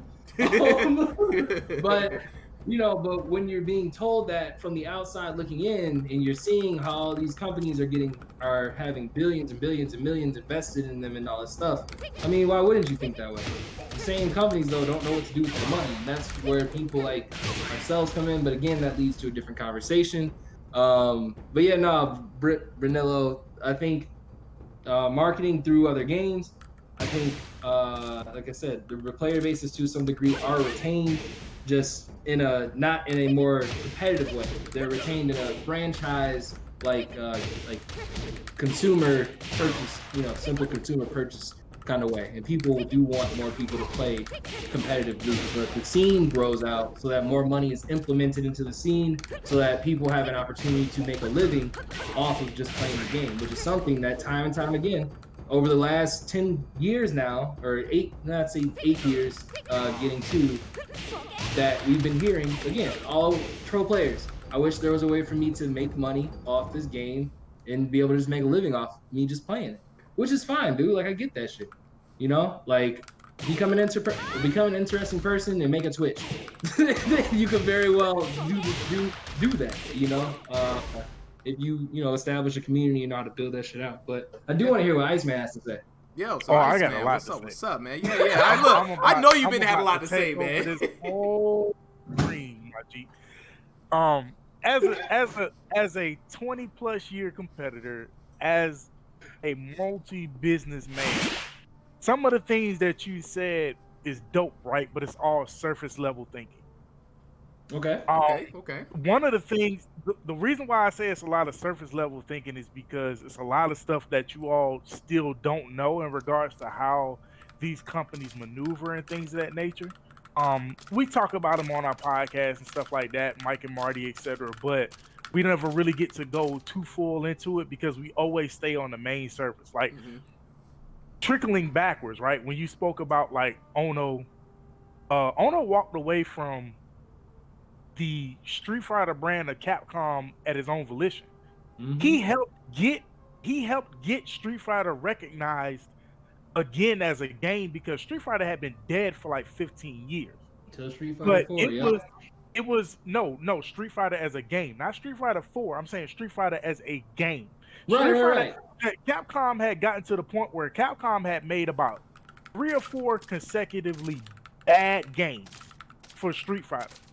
If you remember, they did the EX Plus stuff. They did the Street Fighter game that had the Darkstalkers characters in there, which was the worst game they had ever put out or whatnot. Third Strike was considered a failure.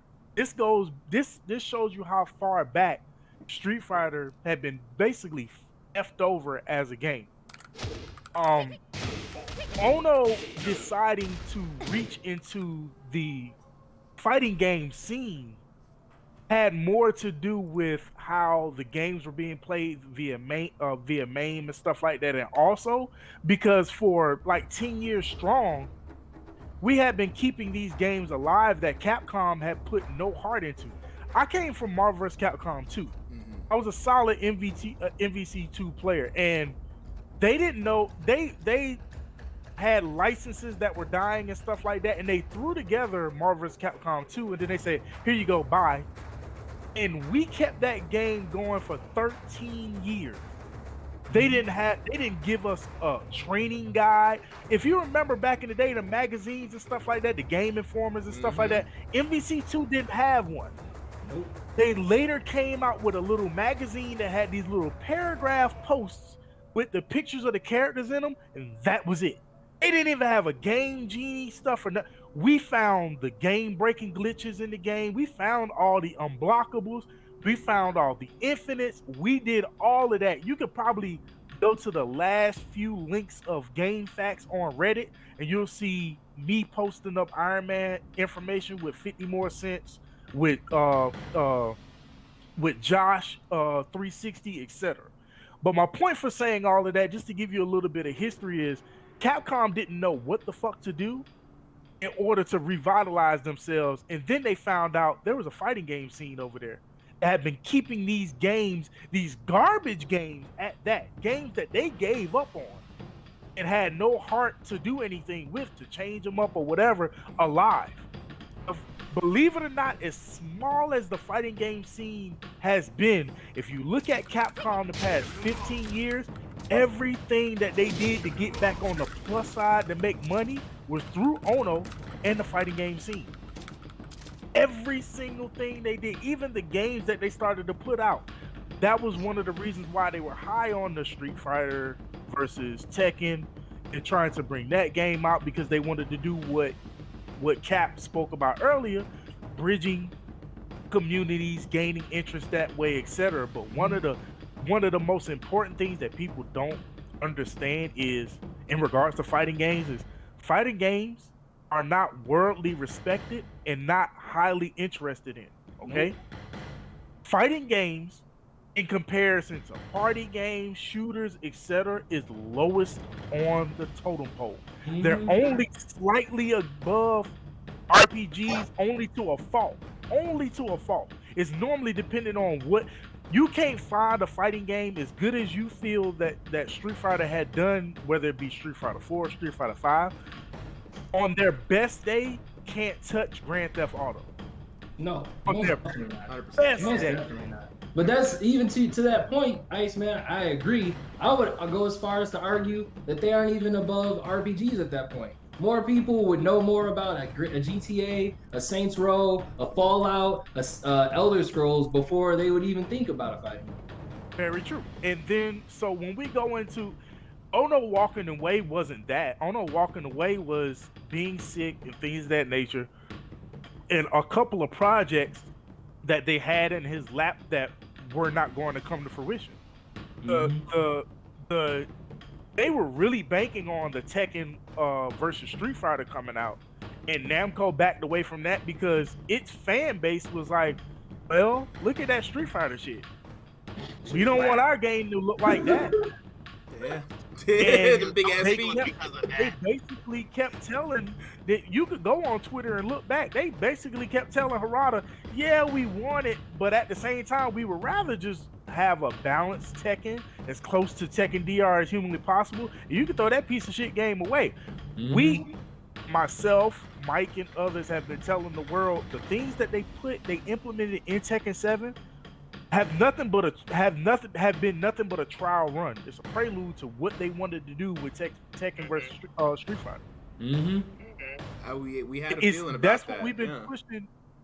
We've been cramming that down people's throat for quite some time. So some people are saying, okay, before they bring out a Tekken 8, they want maybe one more season of Tekken 7, and then a party game, aka Tekken versus Street Fighter, or bring back Tekken Tag, and then bring out Tekken 8 and make it as close to Tekken 6 when it wasn't broken as humanly possible, because we feel that Tekken 6 could have survived if they cared about balancing it. If they balanced the rage, and if they had balanced Bob, that game could have stayed out a little bit longer.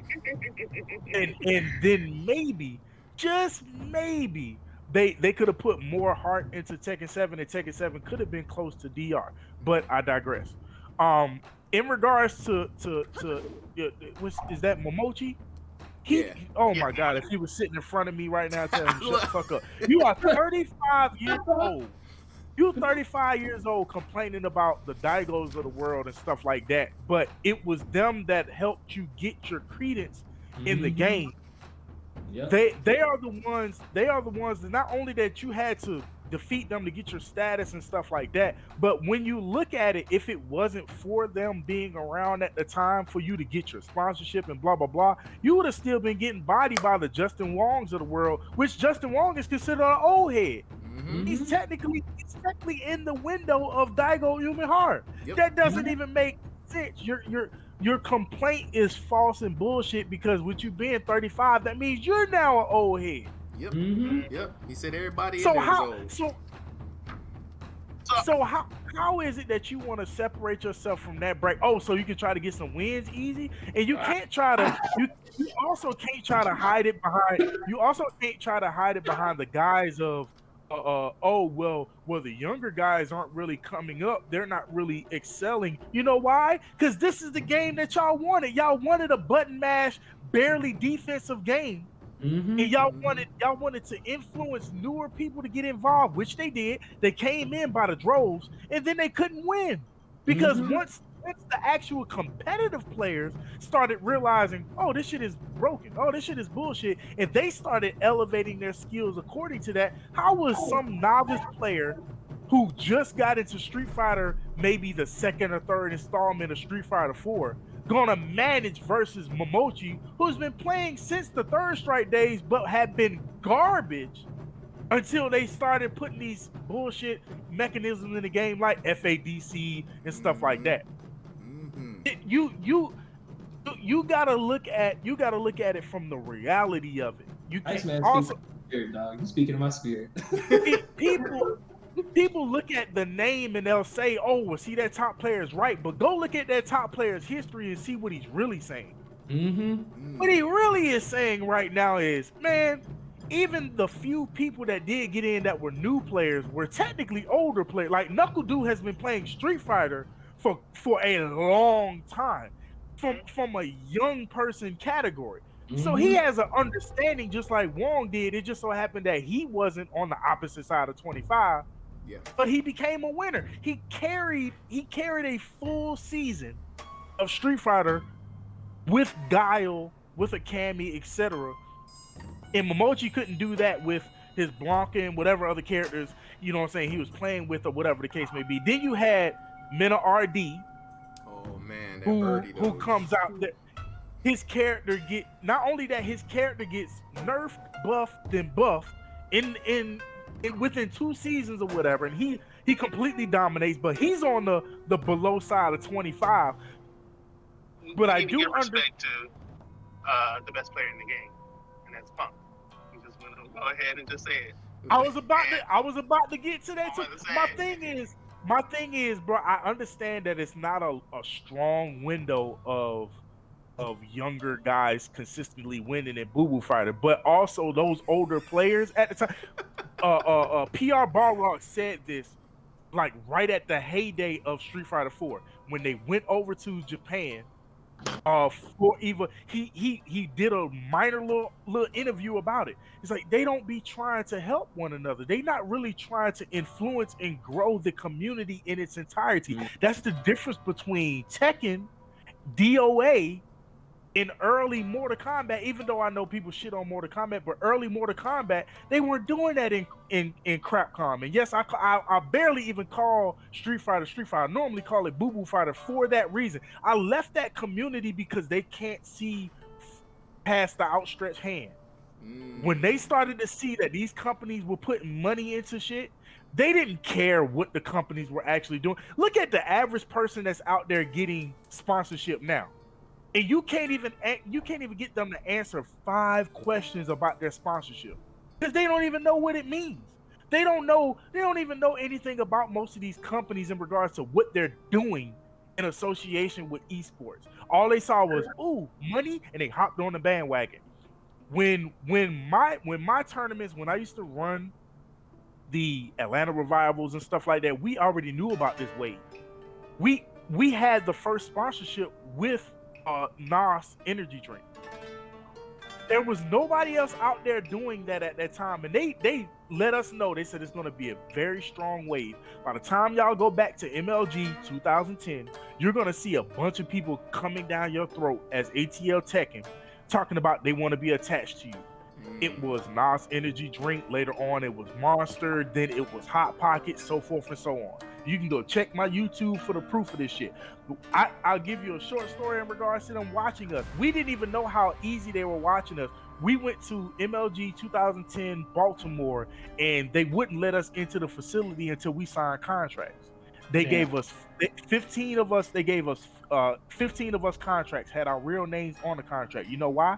Because they had been watching our YouTube and they saw us do a little bullcrap rap video on the YouTube. And somebody was talking bullshit about, you know what I'm saying, ATL having money matches, stuff like that. I think Win knows about this shit. So we popped the trunk, you know what I'm saying? We got the AKs in the trunk and everything like that. They saw that on YouTube. They told us in order to be a part of MLG 2010 in regards to Tekken, even though if you go back and look at this shit, MLG 2010 Tekken was trash without ATL. Go look at the viewership. Go look at the viewership. When ATL Red was up there on the stage, posing, doing the Bruce Lee stances and stuff like that, we put MLG fighting game scene on the fucking map. They didn't give us no money. They gave us a bullshit contract and told us that we couldn't be a part of the series anymore because of the video that we put up on YouTube as if they owned us. I said, we don't represent you. We are players and you're hosting a tournament. Now, if you don't want us to be a part of the tournament, that's fine. But you cannot then turn around and advertise your event centered around us as players. Mm-hmm. This is stuff that even people don't like to say this about Triforce, but he's been 1,000% right since 2005. They have been getting in doing this for a while. Red Bull and these other companies, Crapcom, etc. That money that they're giving to, you know what I'm saying? Oh, the CPT, they offered $250,000. They have that type of money taxable that they got to throw away every fucking year. They got to find somewhere to put that money every year. Red Bull the same way. Red Bull doing the Conquest events or whatever, stolen. I'm one of the people that they stole that idea from. You know how? If you go to SRK is still up, but you might not be able to check all of the forums. I was doing the point system here for the Atlanta Revival tournaments way back then. That's how I opened the doors for Impact Clash. And I got the idea originally from Evo when Evo used to have an APAC system. Evo used to have an 8-pack system with the grassroots tournaments where you would earn a certain amount of points in your respective games. They didn't have Street Fighter Alpha Series. They didn't have Third Strike for a long time. They shit on those games until they found out that Final Round had been rocking them, and people like Arturo and them had been coming to those tournaments for years. And Evo was like, man, we got to get those numbers. That's why people are flabbergasted with how long Final Round's been around, longer than Evo, but people go look at Evo moment number 27 or 37 with Third Strike. That was only their second year having Third Strike. People hype off of the parry and everything like that, but we had that stuff going on at Final Round for years. My point was saying all of that bullshit is that money that they're giving. Oh, well, look at the money that they made in regards to CPT. Bro, that money that's tax that they got to give away. Bro, they done made millions off of people going in there buying them stages, going in there buying them outfits. I know we all don't like LTG, but Low Tier God is 1,000% right. They made that money back in 4 months. Dog, they made that money. Say it, dog. Yep. When they got onto ESPN, when we were on ESPN and they got to the point where they made an outfit and then the outfit got banned because they made more money off of people buying the outfit than because it was banned. They had a 300,000 purchase influx that weekend alone when they were on ESPN. And the sad part about it was they never even got above 127,000 viewers in regards to their ESPN stream. Now it was on the television channel, but they had a physical ESPN stream. It never got above 150,000. And I've been saying this shit like for years now. Niggas like for real, they don't. No one like to you, what you said earlier, Iceman. Larger companies don't really give a fuck about fighting games like that. Like at all. No, hell, any area that they can find to make money in this shit, they're gonna do. That's why you gotta peep that shit. And that's some Iceman. I don't talk to you very much at all. But these are conversations that I have with Mario a lot because I hear about this shit going on out here. It's the same shit. It's the same game. The game ain't changed, dog. That's why I make the analogy of the fighting game community and the hip hop community because the histories are so close in terms of what happened to b-boys back in the day. And I wasn't even born then. Don't learn this from old heads and OG to what's happening to the fighting game community now. It's not that much different at all. That's why people got to stop being spiteful and just take the time. Don't worry about the history or whatever or what you heard negative. Go listen to James Fink. Go listen. Go listen to the On Blast show, the OBS show. Go listen to Triforce. Triforce has been saying this shit even when he didn't have Empire Arcade in the United States. He's been saying this shit for a long time. TKN House is not the first business I ever started associated with esports. But I will tell you, when it comes down to it, the umbrella that we are under, if we at some point in time would have worked together sooner, it would have been harder for these entities to get in and have the power that they have, because we have now taught them the way to do this and make money off of us, and we pushed our own selves out. That's what the fuck did I say, dog? No, it's exactly what you said. It's 100% what you said. Ain't even talk to you. 100%. Ain't even talk to you about this, Iceman. Ain't even talk to you about this shit. Been saying the same shit since I came to Atlanta from MI, bro. It's business, bro. It's all just this how business work, dog. And if you gonna give people the keys to your ride, dog, and you got a nice ride, nigga, they gonna try that shit. They gonna drive that shit. And then when they get tired of it, they ain't gonna give it back. They gonna slam it into a wall. Hell yeah. Or they gonna let it gather dust in their fucking garage and take the wheels off and sell them bitches. They don't give a fuck. Like they really don't give a shit. As a businessman, I'm a pure dick. It's just plain and simple, because I look at them, I see them feeding and feasting off of us, and people will say, well, Iceman, why don't y'all just work with any and everybody? And I said, yeah, we have a love for the community, but we have to protect the community also.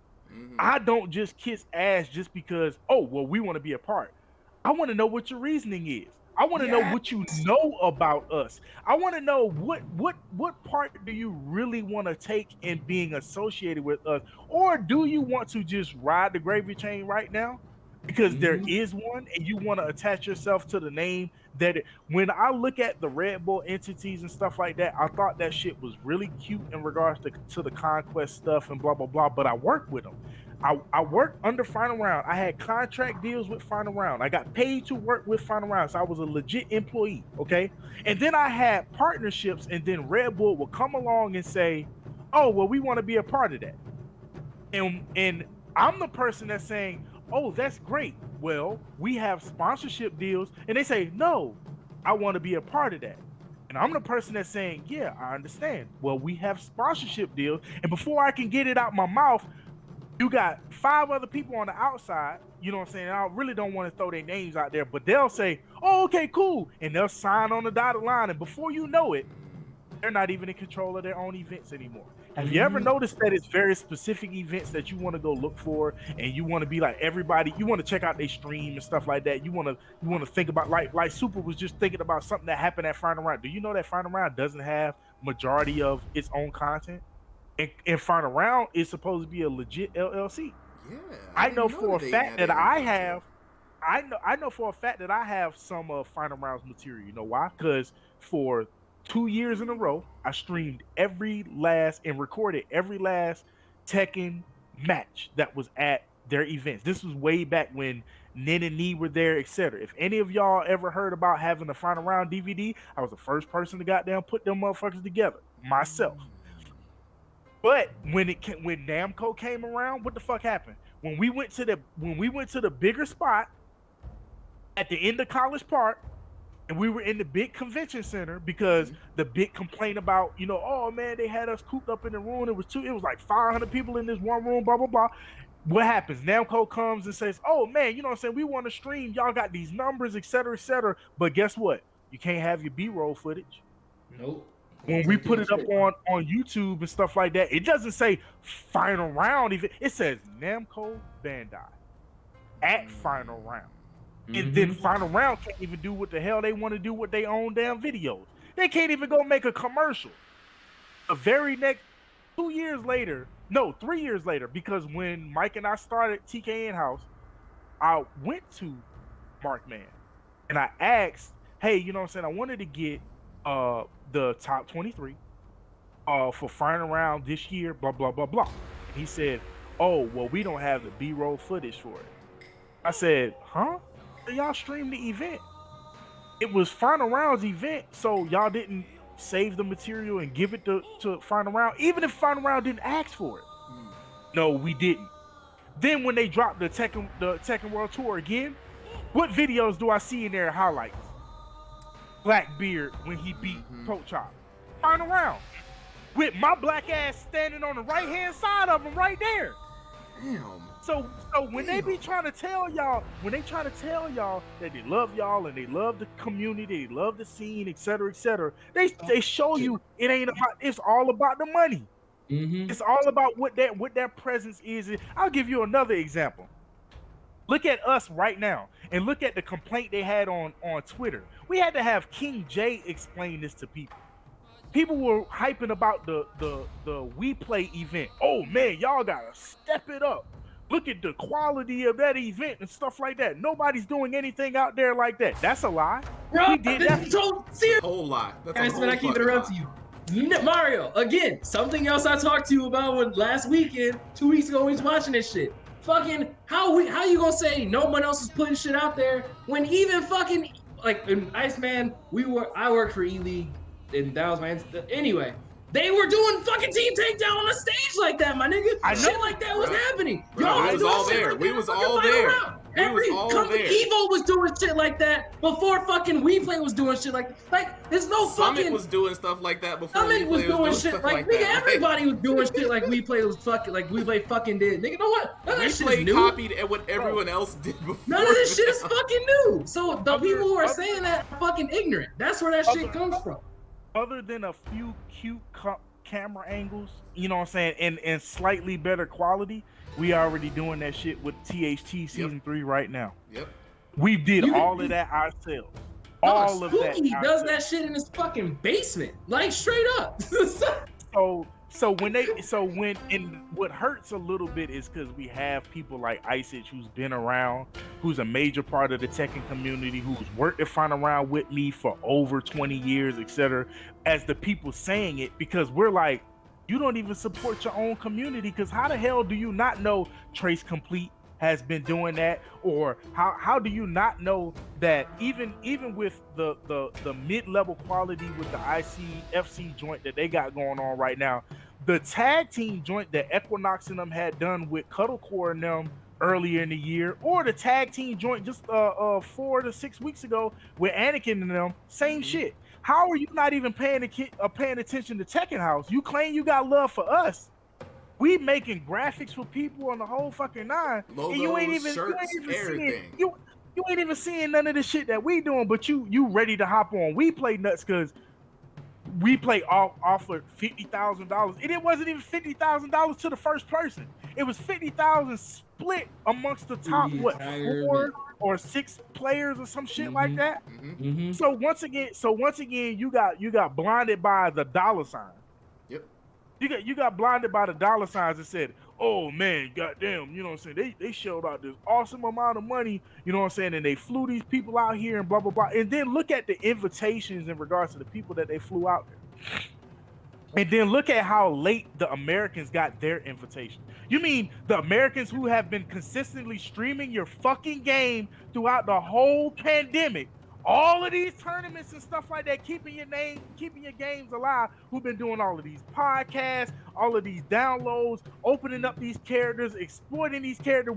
You ain't got the Japanese consistently doing that shit. You ain't got the Koreans consistently doing that shit. You ain't even got people in the UK outside of goddamn main man Sweden and goddamn King J doing that shit.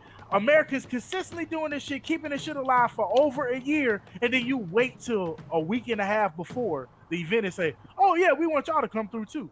Literally, they didn't come out on that same week before, on like Wednesday or Thursday night. Ours was talking about that shit in history. He was saying he got everybody. He was like, "Fuck that shit. I don't want to go to that because I don't want to do this shit anymore." And it's probably for the same reason Iceman's talking about, among others.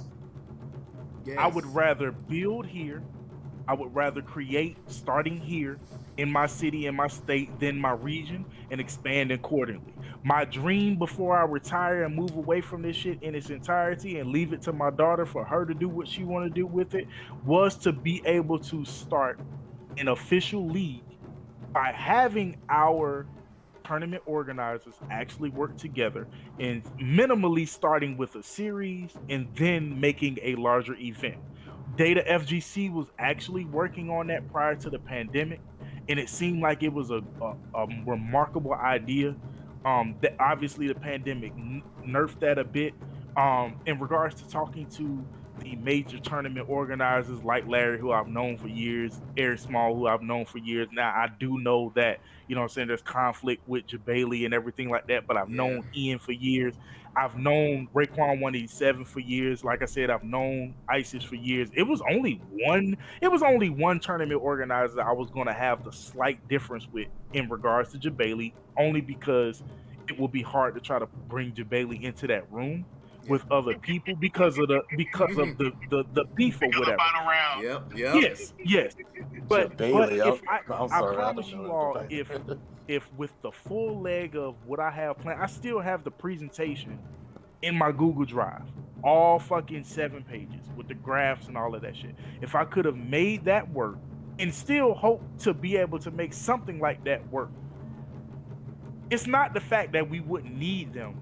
It would be to the point that we will finally have the structure that we would need in the fighting game scene, that when they came around, that those people, those entities in power, which I would call them the council, will be able to say, okay, if you want to be a part of this, this is what we need from you. And if they don't want to give that, then they don't be a part of that. And that's how it is when you have that type of structure, when you have that power, when you have that stance, you can do that. Somebody like Sharpie has been trying to teach content creators and stuff like that this same thing for years. You think content creators are struggling with this? A lot of tournament organizers are also struggling with this because a lot of them are not even legit.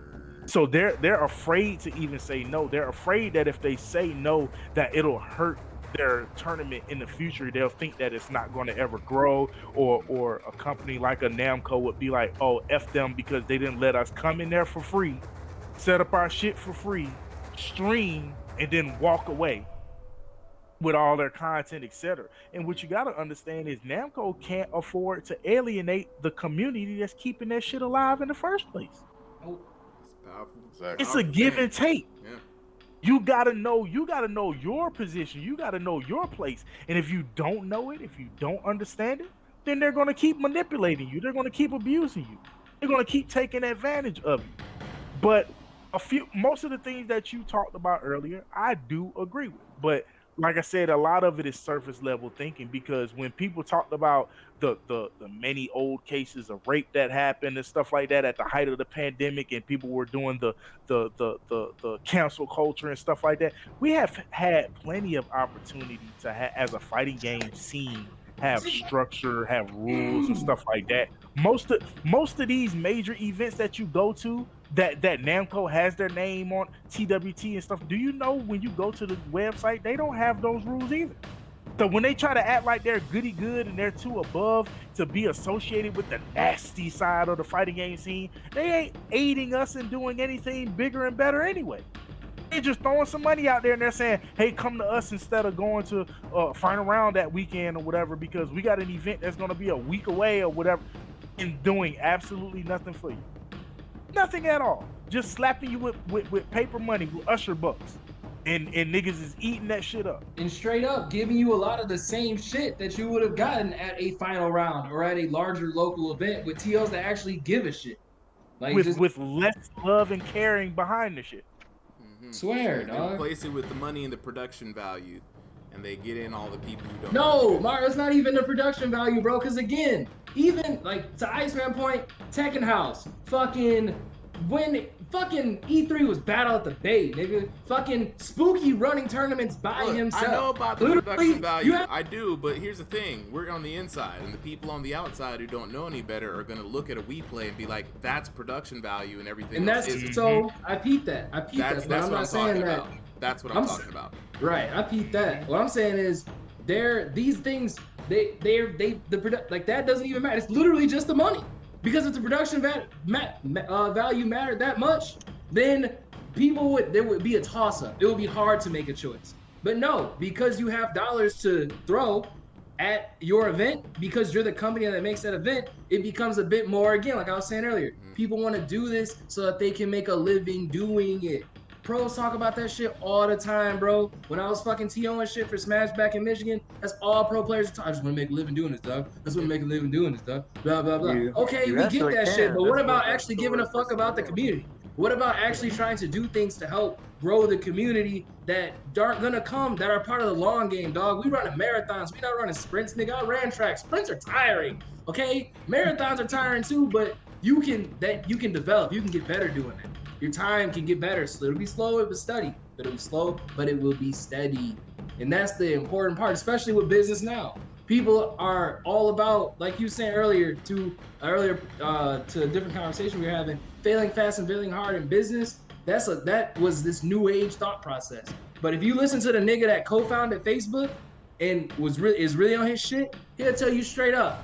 He was like, give yourself 10 years. That seems like a long time now to a startup. That seems like you're gonna lose your damn startup. And some startups do, because they sell out, or they don't actually have the heart to stick around and fucking push that shit out. But if you do, and you have the heart and the resolve, and you stick to it, no matter what, and you are putting actual thought into that shit, dog, it can grow. Businesses are like a plant, nigga. They can grow. You the son to that plant. We've seen our own company fail at giving up on something that was too early, and then after they gave up on it, they done got an award from it. They should have just. They done got a fucking nominated for a goddamn levy. We know all too well. There's too many questions that ask, why wasn't there another second team? And Mario, mind you, this is the first thing that they did when they. And this is a bit of a separate conversation, guys. It is more internal where we work, but that was the first thing that they did for a year. That was the first thing they actually did for a whole year that wasn't Counter-Strike related. Yep. If they had done more CSGO, or if they had done more team takedowns, if they had participated earnestly and wanted to honestly give a fuck about a Street Fighter Invitational or those qualifiers and shit that they ran and was putting so much money into. Here's a crazy idea, you know? So Iceman just dropped a bunch of knowledge on us, right? And so Iceman, you were saying that you were working on actually building a league, right? I remember the first time we heard about E-League, and then we saw the first show, people asked, so where's the league? How can I sign up? How can I get involved? Is there a circuit? How does this reach the community? And there was those tendrils weren't there at all, you know? We all showed up. I mean, I showed up to every last event, you know? Hell, I even brought half the cosplayers to all the cosplayers to the Injustice event. You know what I mean? Like, I was really thinking like, yo, we need to support this, but it just kind of seems like that wasn't the case. And I like what I hear when I hear the idea of self-sustainability, right? Something that doesn't need the injection from the publishers and the powers that be. Iceman, in your opinion, do you still believe that dream is still possible? I do. I mean, if that were not the case, I wouldn't have started TK In-House, even though esports is only a very small portion of what we do overall. Mm-hmm. If I didn't think it was possible, I would not have done it. The problem is, though, I wish I would have started maybe 2006, maybe no later than 2008. Before the 09ers? Because of the high that we were on, not only as players in the growth of the scene. I don't like to use the word community when it comes to the whole fighting. I like to use scene. What we have here in Atlanta and Georgia is a community. Mm-hmm. What we built in Tekken or whatnot is a community. The scene is totally different. But yes, I do think that it's feasible. I do think that it's possible. But I also feel that there's not enough people out there who are free thinkers.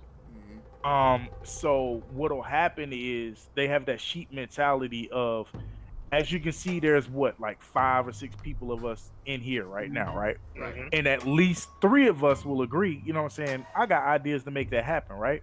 But then when we take our 6 people and then we go to 404, and then there's 15 people in the room, you're gonna have 3 people that are gonna go against that. And for some reason, that 3 in this era, that 3 will debunk what we as 6 are saying, and then that will become the majority. Yep. And we'll get snuffed out. And then the rest of the remaining 15 will say, y'all funny, try to bring that bullshit in here, blah, blah, blah. Just because there was 3 detractors. Believe it or not, at the end of the THT Season 3, we're going to do what we call a recap show. And we're going to actually talk about that. We're going to talk about that very thing that you asked. We're going to talk about THT Season 3 and how we feel about it, etc. Because believe it or not, it's going to tie into that big dream right there. Because when we talked about E-League and we were sitting at the house and we were mulling through the details in regards to how the team structure was going to be and blah, blah, blah. The first thing that came to Mike and I's mind at the time, because we were still waiting on our paperwork to come back for TKN House to be cleared as an official business. We were like, so where are they going to go from here? Is this the startup? Are they gonna go to other games like Mortal Kombat, Street Fighter, which they did? But is this the startup or something bigger? And we couldn't get an answer from anybody when we came. Now they had Gwinnett Brawl doing, doing the microphones and stuff like that. I know DAP and them personally, you know what I'm saying? But even they didn't know. And when we talked to the people and they were like, "Oh, you guys are Tech House and blah blah blah," I was like, "Yeah, you know what I'm saying." And we tried to ask, he was like, "So where do we go from here?" Fucking crickets. Bruh. There's so much to speak to that. Bruh. Iceman, dog. You talking to somebody who literally works for this company, is a member and a lover of of the culture of fighting games deep. We running this Showdown product, dog. I'm thinking, man, we gonna do MK. We about to do a bunch of different games, Magic. We could potentially get into other FGC shit. Mario was there. He's making graphics. Shit, me and him hyping this shit up, talking about it, trying to really sell it. No plan. What happens? Whole show gets fucking postponed and canceled. While everybody else under the sun, PlayStation, all these other fucking companies are up here fucking doing the same exact shit we was doing months later. Amidst all the social shit that was going on last year. They don't give a fuck. It's straight up. It's just as simple as that. They just don't give a shit, and they don't actually believe in it. The same company that totes about all these different companies too, because they all got the same spirit. They told about, oh, we love games and we want to make sure it's a part of our fucking brand, blah, blah, blah, blah. Y'all don't give a shit about games. Because if you actually did give a shit about the communities and supporting the games and simply doing something as easy as what I'm doing now with the Game TV, trying to spotlight local communities, something as simple as that, dog, then you would have kept doing shit like what you was talking about. Asking, you would be able to answer what's next. This is what we're gonna do next. How can we help you? It's servant. I told Mario, and this is my own personal thing. It's servant leadership.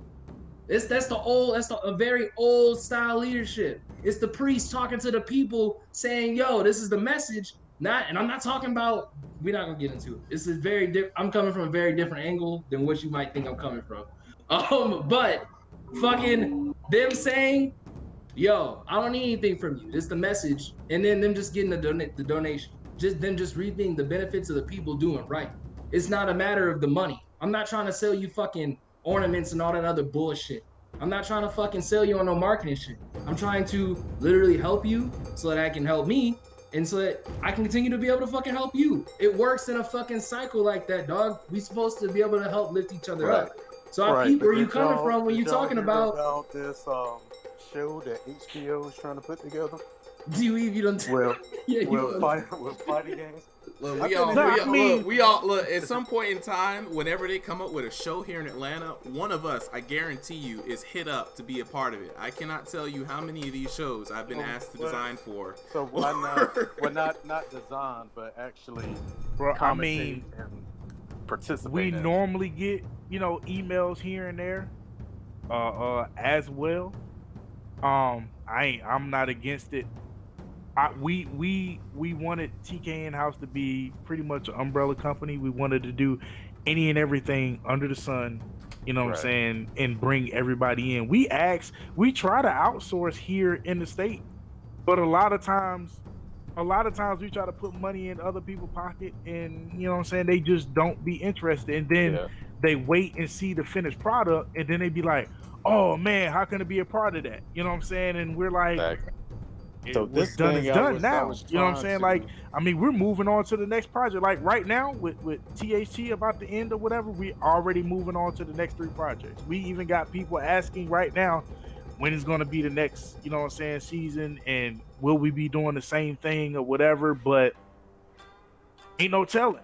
Yeah. Because we're trying to move forward with other things, as we talk to Soup about, you know what I'm saying, like with the Patreon and stuff like that, you know what I'm saying? Yeah, we want to eventually create some sort of residual income or whatnot, but at the same time, we do understand that the community is somewhat broke. So we want to put things out there, you know what I'm saying, that interest the people, and that are gonna allow people to be more hands-on, because we didn't want to make this and then be like, oh, it's ours, and then leave it at that. We want to make this, build it up, have you be a part of the building process, hand it off to you, and then build something else. Yeah. But so this thing that I it kind of is like, what it is. We had that invitational that we did. I think it was what's this? Okay, so that was 2019, the invitational that we did, which was super dope. That was fun. And that was done over in the Cobb County area or whatever. But I just found out around December that company is no longer up and running either. But they were like a traveling company where basically they took all the equipment, you know what I'm saying, in terms of like those big banners you see in the back, the metal stands and everything like that for the stage with the screen. They traveled with that. So make money. When we did the invitational, they just needed to find like a unit, you know what I'm saying, to rent out and put all this stuff in there. They came with their own soundboard, the whole freaking nine. Mike won the event. I think Akumu got second or third or whatnot. This was pretty damn dope. And we had intentions of doing more of that and spreading it with other games, especially with Smash, because Smash is such a large community that, hell, dude, like having yet one more event, you know what I'm saying, on the grand scheme of things, you know what I'm saying, wouldn't do nothing but draw even more attention to it. Right. But that does go to that Nintendo point that you all were having, y'all were talking about or whatever. But Nintendo doesn't really want to. I don't understand Nintendo's practices to a fault. They're not in it heavily for the money, because if that was the case, they would be like Microsoft in regards to Xbox. They would be like PlayStation. They also have turned a cold shoulder to fighting game tournaments numerous times. They've tried to get Evo. They've tried to get Smash 86 to Evo at least 3 times now. Wow. 2 times where they actually sent a cease and desist. So it's like all because for years, one of the creators or whatever kept saying that they didn't want Smash Brothers to be recognized as a fighting game. They wanted to be recognized as a party game. Yep. Mad Harada coming out here talking to Sakurai about that shit. I'm like, y'all niggas tripping. I mean, I feel like, you know, it's their game. They can want it to be whatever, you know what I'm saying, it is. But I do think that the type of control that they want to have over the game and its community or whatnot is a bit ill-advised. But at the same time, they don't have more than 2 people in their community of or in their workspace that is a part of the fighting game world to school them, like what happened with Ono and Street Fighter. Or like how, well, actually it's not even that with Mortal Kombat, because Boone's been in that umbrella for years, because I've seen him face to face throughout the 90s, you know what I'm saying, during Mortal Kombat's heyday, you know what I'm saying. So he's always, you know, ears to the streets in regards to that. But yeah, it's almost no other games that are in the fighting genre, I guess. You know what I'm saying, that are spaced out that far as Smash is. But I just know that Nintendo doesn't really want to be a part of that big window. But they would associate themselves with like a MLG and stuff like that because it'll be kid friendly and there'll be so many sponsors that are a part of it financially. You know what I'm saying? That will promote it in that PG atmosphere, and then they would be good to go in that window. But they couldn't guarantee we couldn't guarantee that at a CEO or final round, a combo breaker, Right. a Evo or whatever. Because I'm gonna say fuck shit damn 7 times on the front row, and ain't nobody gonna stop me. I'm grown. I didn't. I've lived 30 plus years to be able to say whatever it is I want to. You know what I'm saying? So you're not gonna tell me as a person that helped build this, oh yeah, you can't say that. Then you might as well just go over there and have your own events, you know what I'm saying? And then when ain't many people walking through the door, come crawling back to us and asking us how you do it and what happened, why it didn't work for us or whatever, because that's exactly what happened with a fair amount of them Red Bull events. When Red Bull started trying to have people traveling for Tekken or whatever, and they started having only 19 people showing up or whatnot, I say, yeah, that's what the fuck you get for trying to stab us in the back. We taught you this game. We taught you how to do all of this shit. And then you try to basically push us out. So yeah, grassroots ain't gonna die, not that fast. Not that soon. We ain't gonna die out just yet. But we see what you're trying to do. And you chose the wrong community to do that shit with. If you had did that with Boo Boo Fighter first, it might have worked. It might have worked. But with Tekken, we've established too much. Man, you could count on two hands tournaments for Tekken that you can remember from the time you started playing Tekken to now. And it's a blessing that at least 5 of them are still here. So you mean to tell me that people are supposed to walk away from the history of NEC, KIT, and Final Round all because you tacked on an extra $2,000 to split, and it's still not a top 8 pot? Nah, dude, our community is above 30 years old. We too smart for that shit. Do that with them little 22-year-olds that's playing Boo Boo Fighter, you know what I'm saying, EXing through everything. They'll be dumb enough to try that shit. They'll be cool. I hear that. That shit might work with them. Hate for Street Fighter. Nah, you can't do it with us. Nah, not with us. But I think that we can still do it. I think there's a way that we can do it. I just think that we just got to come together. We got to find a way to come together and stop stepping on each other's toes and actually care enough to be like, I'm watching them over there. I'm watching them over there, because we support the community in its entirety. You know what I'm saying? So we watching the Trace Complete tournaments. If you think we not, go look at Scrub Dojo and Average Video Game Joe. Yep. At the height of what he was doing, you know what I'm saying? This man, considered a nobody, was having $2,000 online tournaments and giving $4,000 away to fucking charities and shit like that throughout the pandemic. Yeah, man. When did you see Equinox doing that shit? No, that one tournament that Cuddlecore and them did a few months ago that I spoke about. That was after TK In-House, Scrub Dojo, goddamn Broken, etc. had already done that shit. So when people talking about quality of the games and oh, we need to raise the bar in the community, we've already done that shit. You just need to fucking pay attention. Yep. And then the average video gamer now, you might not believe it, Boo Boo 35, that's what 35 really years old. Boo Boo Fighter. I'm sorry. The average video gamer now is 35. I mean, yeah, look, it's always been like that. It's our Believe it or not, form. it's always been like that. Yeah. So Like, it's we were like 18. These people are trying to average dip was in the 30s. into it, and I don't see where that block is where it just don't happen. Our In the station, 30s. Black News Network, we got a Madden tournament in Florida. These guys got 2 hours on national TV. What was that? It's just crazy. I mean, but we've I got seen the national TV approach, man. It's they tried it.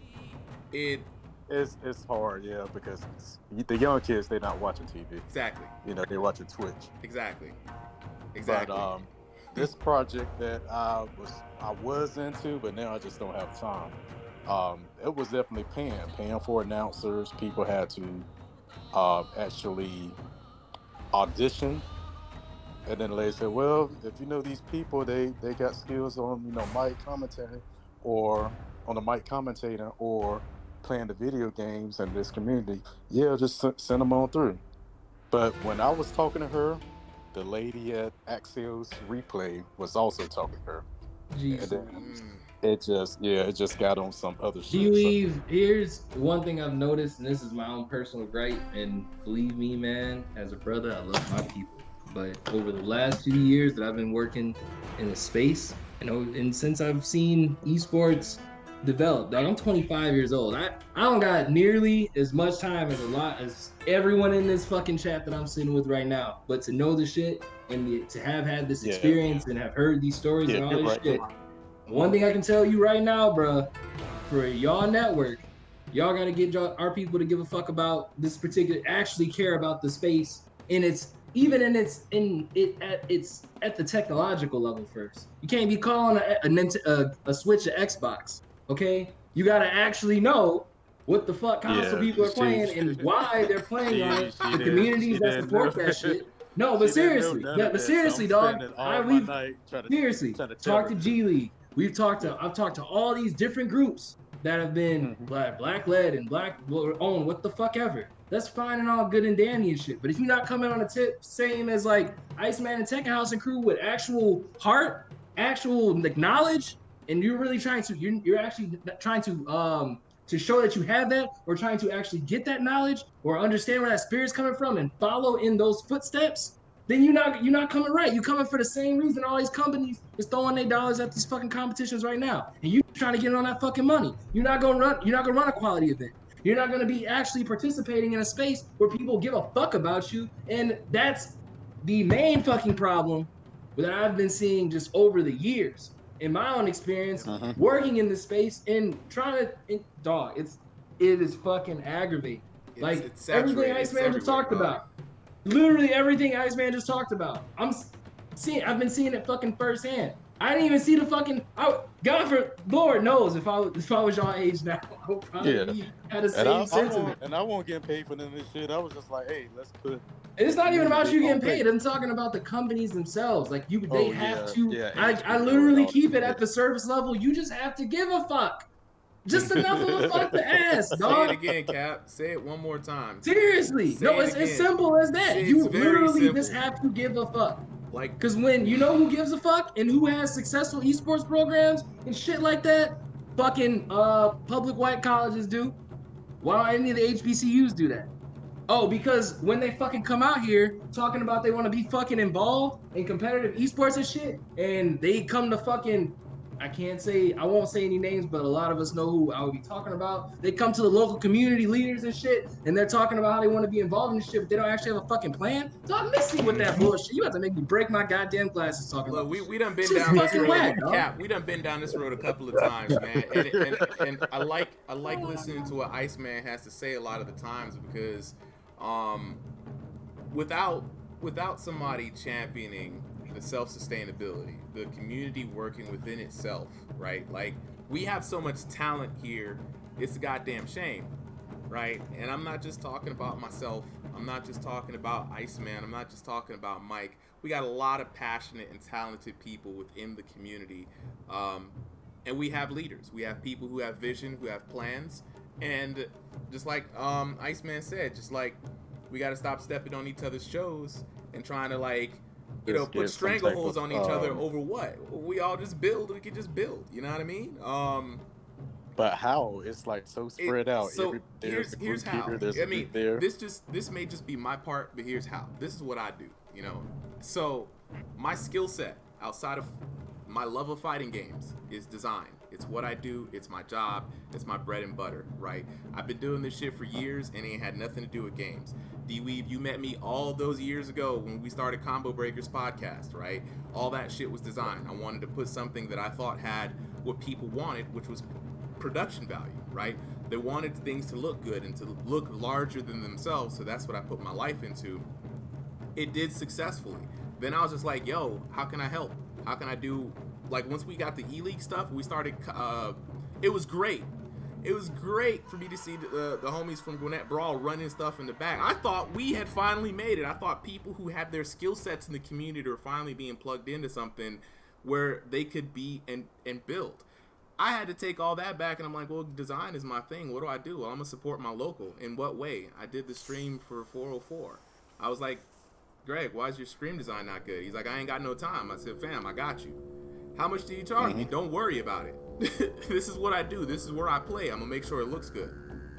You see what I'm saying? That's just me with design, right? If you're a business person, you know what I'm saying? Like an Iceman, you make your business. That business is an umbrella that forms a house that supports and provides shelter for those who are playing underneath.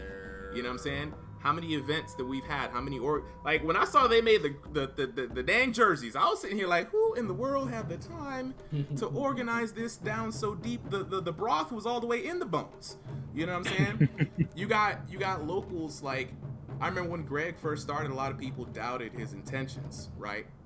And then now look at him. You know what I'm saying?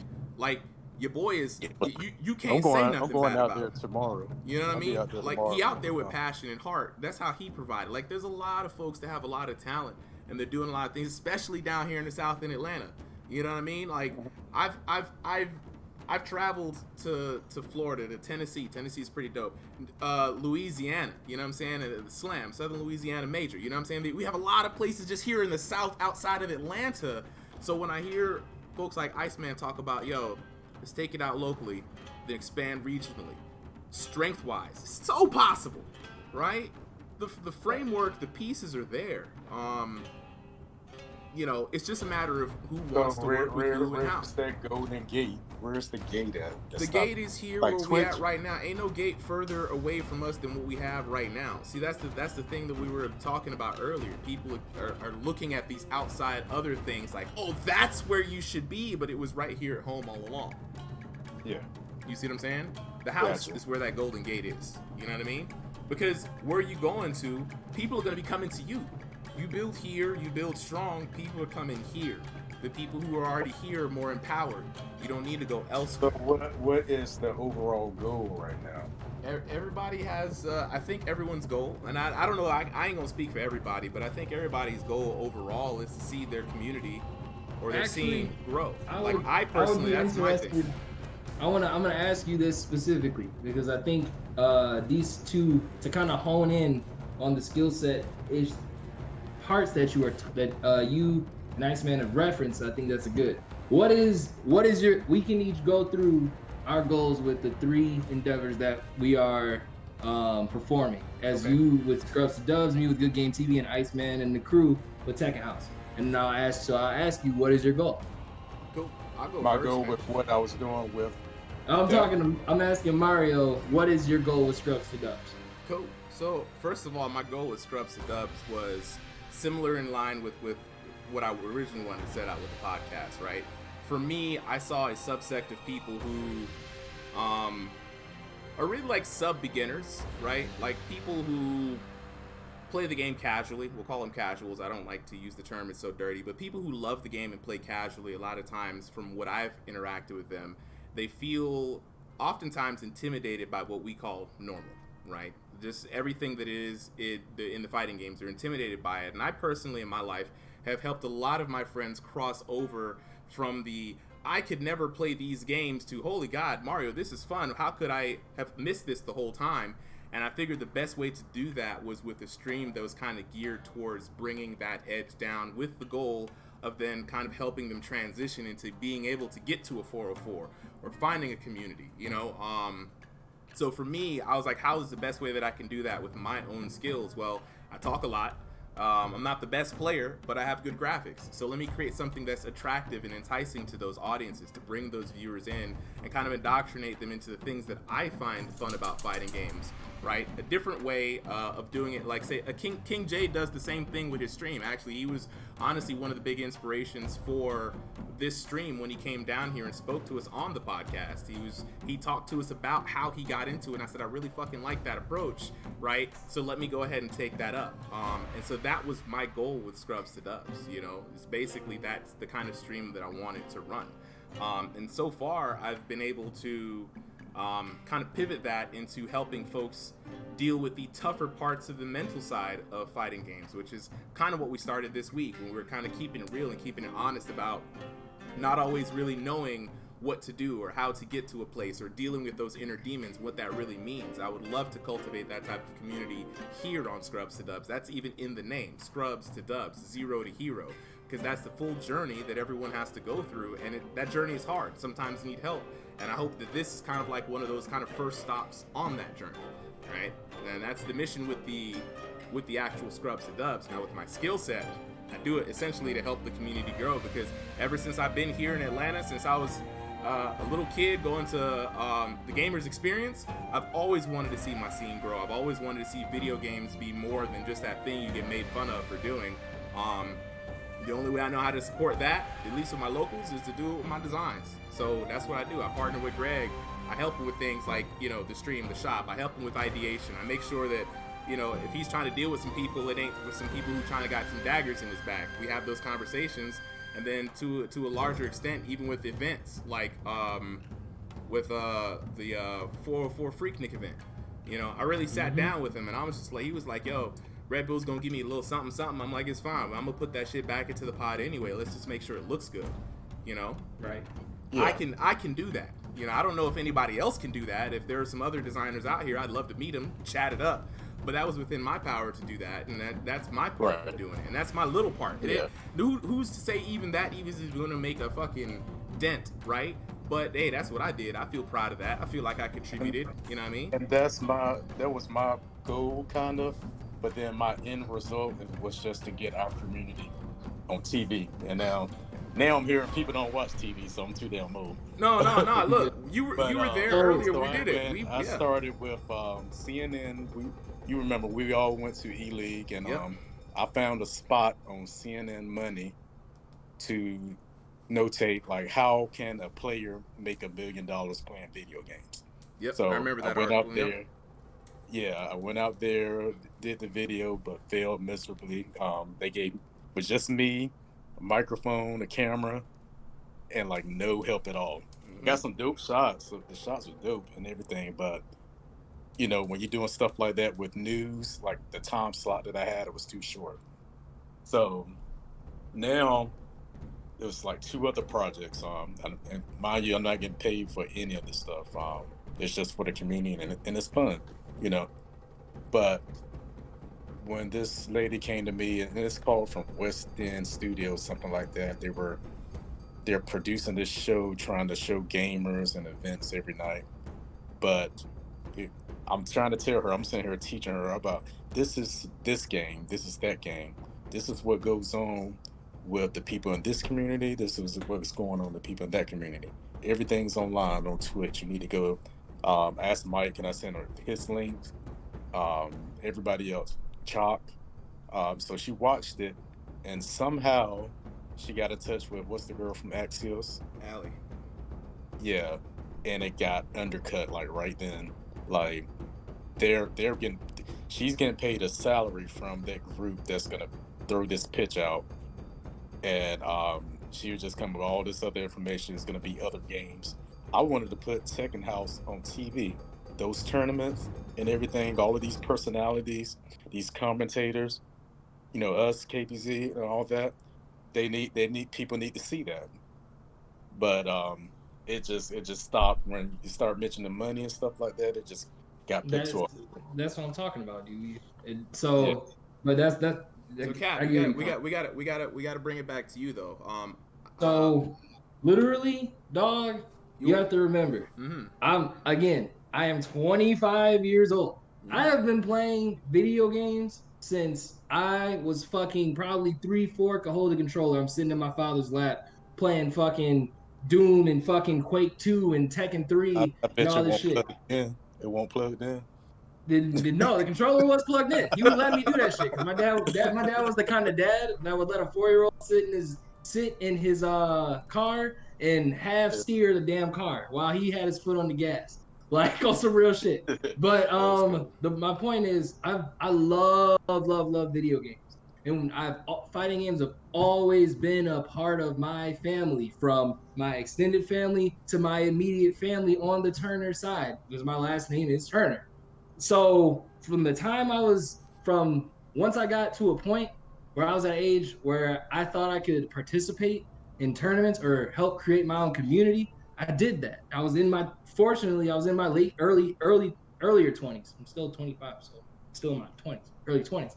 But fucking from there, and with my know-how and my little business knowledge that I have from school, and all of my experience reading Harvard Business Reviews, MIT shits, 400, Fortune, fucking every book under the sun that the same father would have me read to understand the case studies and the cases that go down in business, understanding and learning about culture and hip hop as a culture, especially when I was in college. I realized I'm like, damn, I don't want this to happen to what I now call my home, because I have so much appreciation for this particular space and culture, in turn that being the fighting game community and that being in that fighting game culture.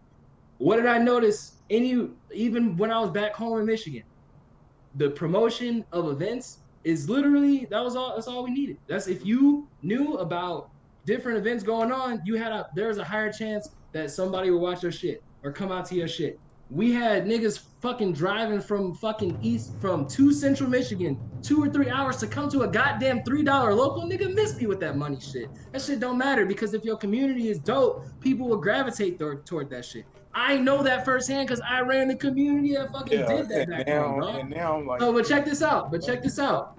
From that, and my interest and enjoyment of technology and gaming, all these things coming together, I had an idea for a business that I called TOU originally. Now the project is called Good Game TV.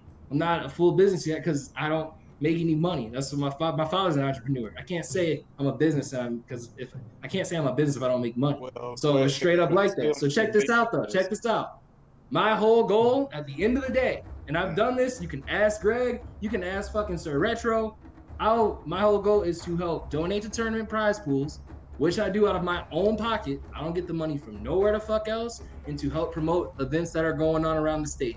If I can, all I need and all I ever ask for, and it's a very simple request, is a graphic and the information that you want me to say.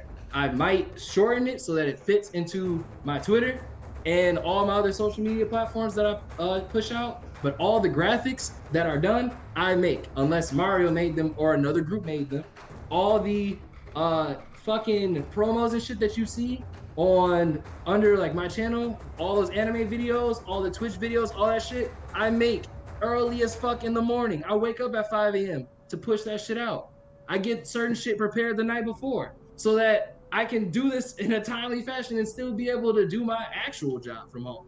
And my whole MO though is literally just to help promote events, because I noticed that was something that was needed and is important to getting people interested in what's going on. Now I'm learning that I have to do that even better, which is good, because that's what I want to fucking do. Because at the end of the day, I don't need to make anything out of this. I just want people to be able to experience the same kind of experience or a similar kind of experience that I had when I got involved in this shit, dog. Because this is where my fucking heart is. When I finished college and fucking left my community behind and came out here to Atlanta, the last message I left was the fighting game community is my home.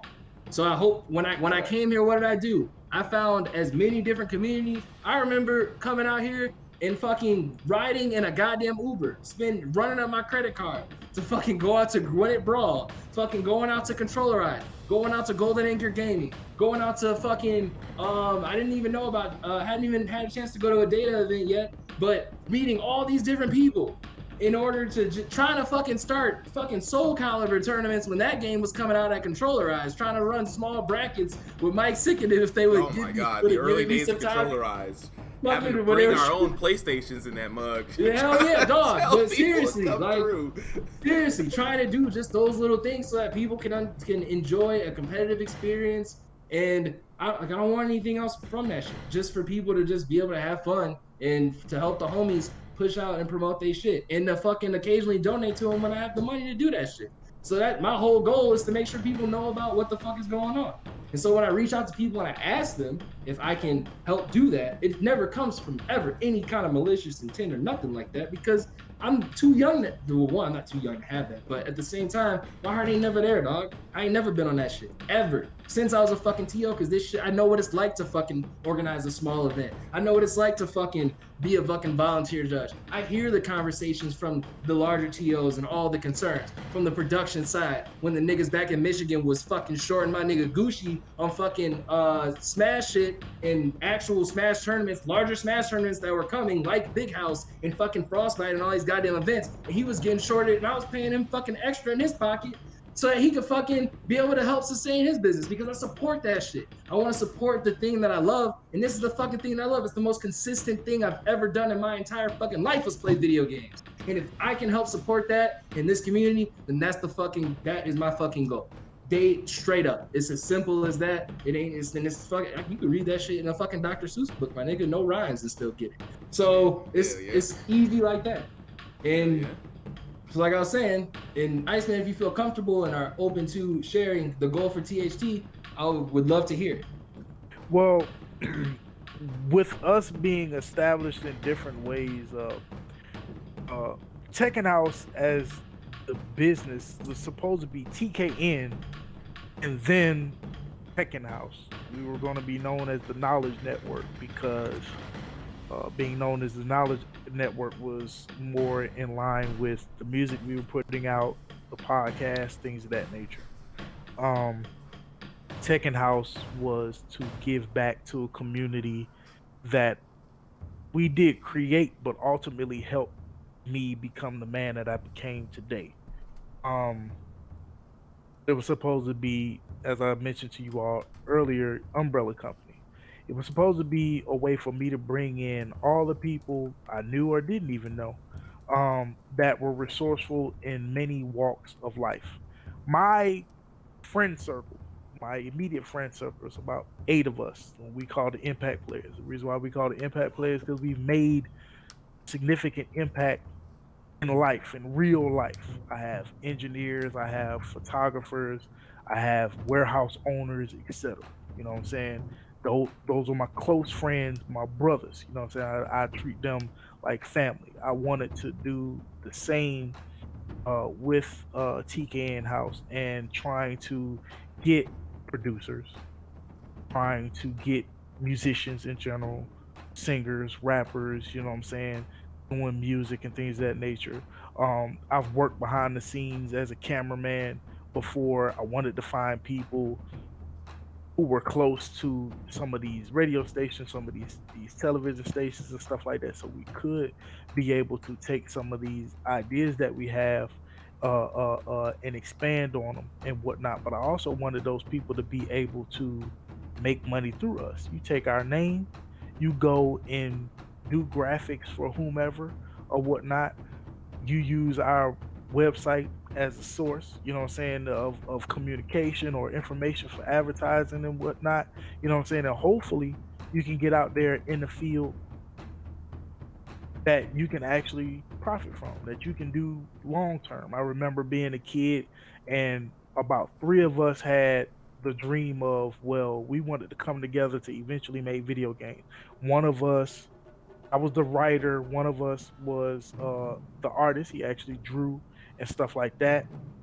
Then the other person was actually trying to go into video games. Now it didn't work out that way, but I felt like if we had actually, you know what I'm saying, someone just slightly above us with the know-how, then we would have gotten there. So with TKN House, I wanted to be an umbrella company. I wanted it to be where every single person that was involved, they put money into it and everything, and we all started it together. I initially pitched it to 12 people in the community.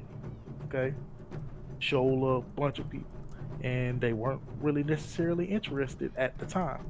They didn't see it. They didn't see its growth and whatnot. Now, me, I had already established myself as a tournament organizer. I had already established myself as a party planner, as a host in the state of Georgia in general. So Mike and I were gonna have ways to make money outside of esports.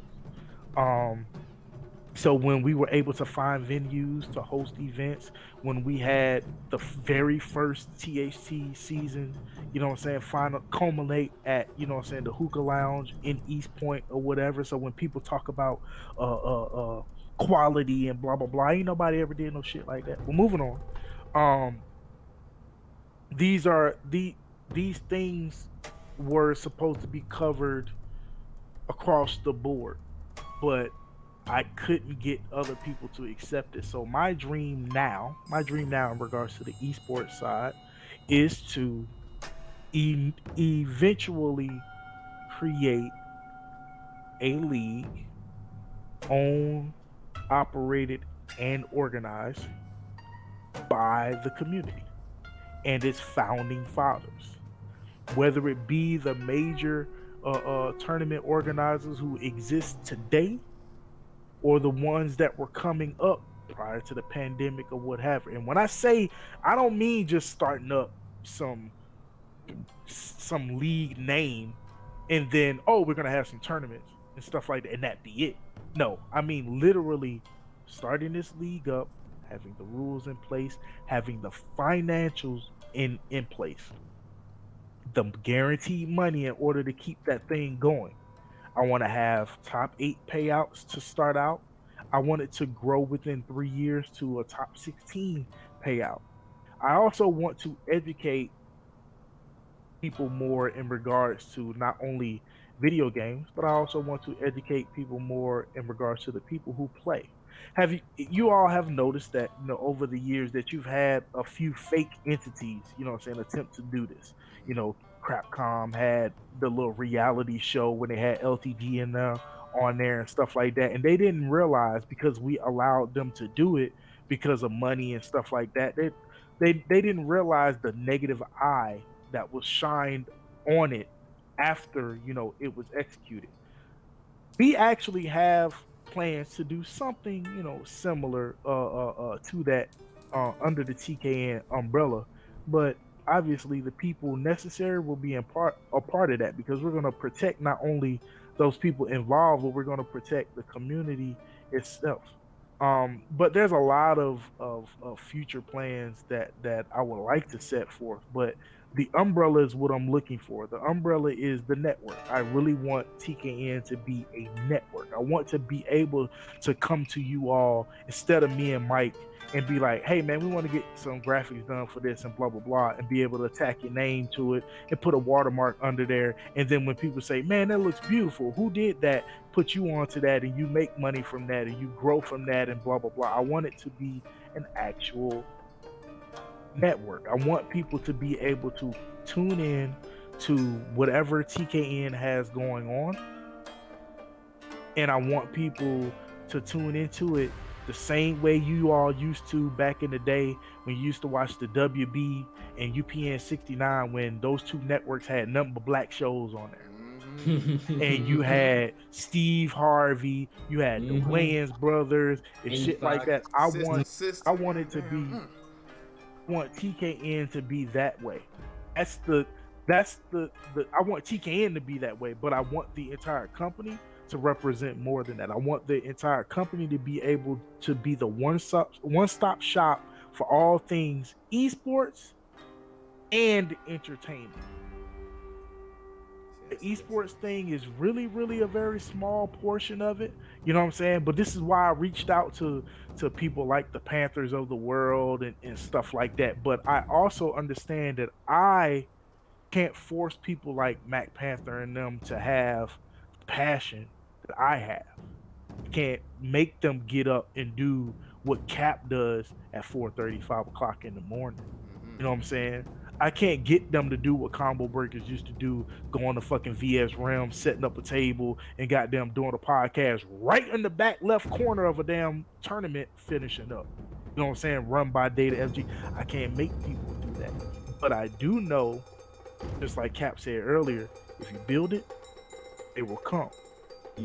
And as much as they may have told D-Weave that they were interested in, oh yeah, you know what I'm saying, we want to have that show and stuff like that, and then the money, you know what I'm saying, became a thing. I feel that with what Mike and I talk about and plan and whatnot, I feel that we can build a product, the community that we have, the players that we have, and with us as individuals, that'll be so strong that when we do present it to the world, that those type of entities will eventually be clamoring to be like, hey, we want to get down with you. But by then, you know what I'm saying, hopefully we'll have our own platforms in order to actually showcase to the world what it is that we want to. We have an app that's coming up. We don't know the actual release date or whatever, but it is in creation. But I'm now trying to look into these 4 other people that are trying to aid me in regards to this partnership, that if I can get these 4 other people and make it 6 total, I don't know if that's going to be set in stone yet, so I don't want to say that, but I do want to create another streaming service. I saw what happened with Mixer. I see what's going on with Trovo right now. I'm thinking of another source that we could have that may start off as gaming, but another source that we could create from the ground up that you all could use, gamers, podcasters, all alike, but it will be ours. Somehow, some way, Twitch was able to take over. It has the power that it has, and Twitch is borderline getting as powerful as Facebook did within its first 5 years of existence, and people don't even realize that. But they're on here, you know what I'm saying, and I don't know if people pay attention, but you know, if you watch our streams, you know what I'm saying, we don't have subscriptions like that. I think we have about 3,500 3,600 followers or whatever, and this is not a ploy for anybody listening to hurry up and go to the channel to sub and stuff like that, but we've been up and running for 2 years, and all the things that we have done behind the scenes or whatever, we have done that without even being supported by the community that we directly support. So, and we are still considered successful. We are considered successful to the outside, you know what I'm saying, the other cities and the other groups out there doing their thing or whatever the case may be, but we might not be considered, you know, successful by, you know, the actual gamers. And that's fine, you know what I'm saying, it is what it is, but that's what I want for TKN. I want to build the network. I would want under the TKN umbrella for there to be Scrubs to Dubs, but also Scrub Dojo, as well as KB King. If you all know KB used to be the birdie player here, who's now had a successful podcast going on pretty much a year now. His podcast is the shit. Yeah. Real name Kelvin Bivin. Yep. His podcast is the shit. He's been wanting to get Mike and myself on for quite some time, but we super busy. Me being a father, me working 14 hours a goddamn day, you know what I'm saying? And, you know, trying to do this, you know what I'm saying, is pretty effed up. But aside, not just him, also we have other entities like Coco Kanoko and stuff like that. And that's just the esports side of it. But we do have Brandon, we have Cardell and them doing beats. We got TK Horror, you know what I'm saying, doing beats and everything like that. I got a few photographers like my brother Zero, like Centrice, etc. The only thing I don't have, you know, in my crew now is video editors like me, camera guys in regards to film, you know what I'm saying, like myself, because I'm the only person who could do that editing and stuff like that. It's just me. But I would like that. Hit me up when you're doing a project, man. I should be weave. He got you on both ends. Oh yeah, that's what I mean, because like when you see the TTU commercial, that was just us. That shit was hilarious. What you mean? And Iceman too, dog. On some real shit. That was dope. I love that. Yeah, no, that shit was funny as fuck. I'm literally tying myself in with the different producers that used to produce and are now doing sets and shit for fucking cartridge that used to do like auxiliary shits at Controller Eyes, like to help promote their sound. My whole shit is promotion, and because I love what I learned about hip hop, and because I love what I love and participate in the fighting game community. So just like I did for Mario earlier today, if there are names of other producers that you would like to have to help add to this particular experience, add to your network, I can pass you along those names and let them know, like, yo, this person, like, yo, Iceman is interested in this, and you and helping you out in this way, that way, and the third, so that they can talk Are to you you about that. interested in my bad, Cap? Are you interested in doing a Tekken House documentary? Yeah, we already a year in. The only reason why we haven't talked more about it and whatnot is because we've had so many entities try to steal, the concept and the idea. If you all know about Dosha, the guy who had, and I know Soup, but even way back when even when y'all were in partnership when it was you, him, and Greg, and you were doing the Mortal Kombat, when he came around, because he didn't think we were a legit business. Came over to Tekken House or whatever, and I had to throw the paperwork down or whatever. But I found out when we invited him over and stuff like that, he tried to sucker us. He went behind our back, tried to talk to other people, tried to, sit down with them.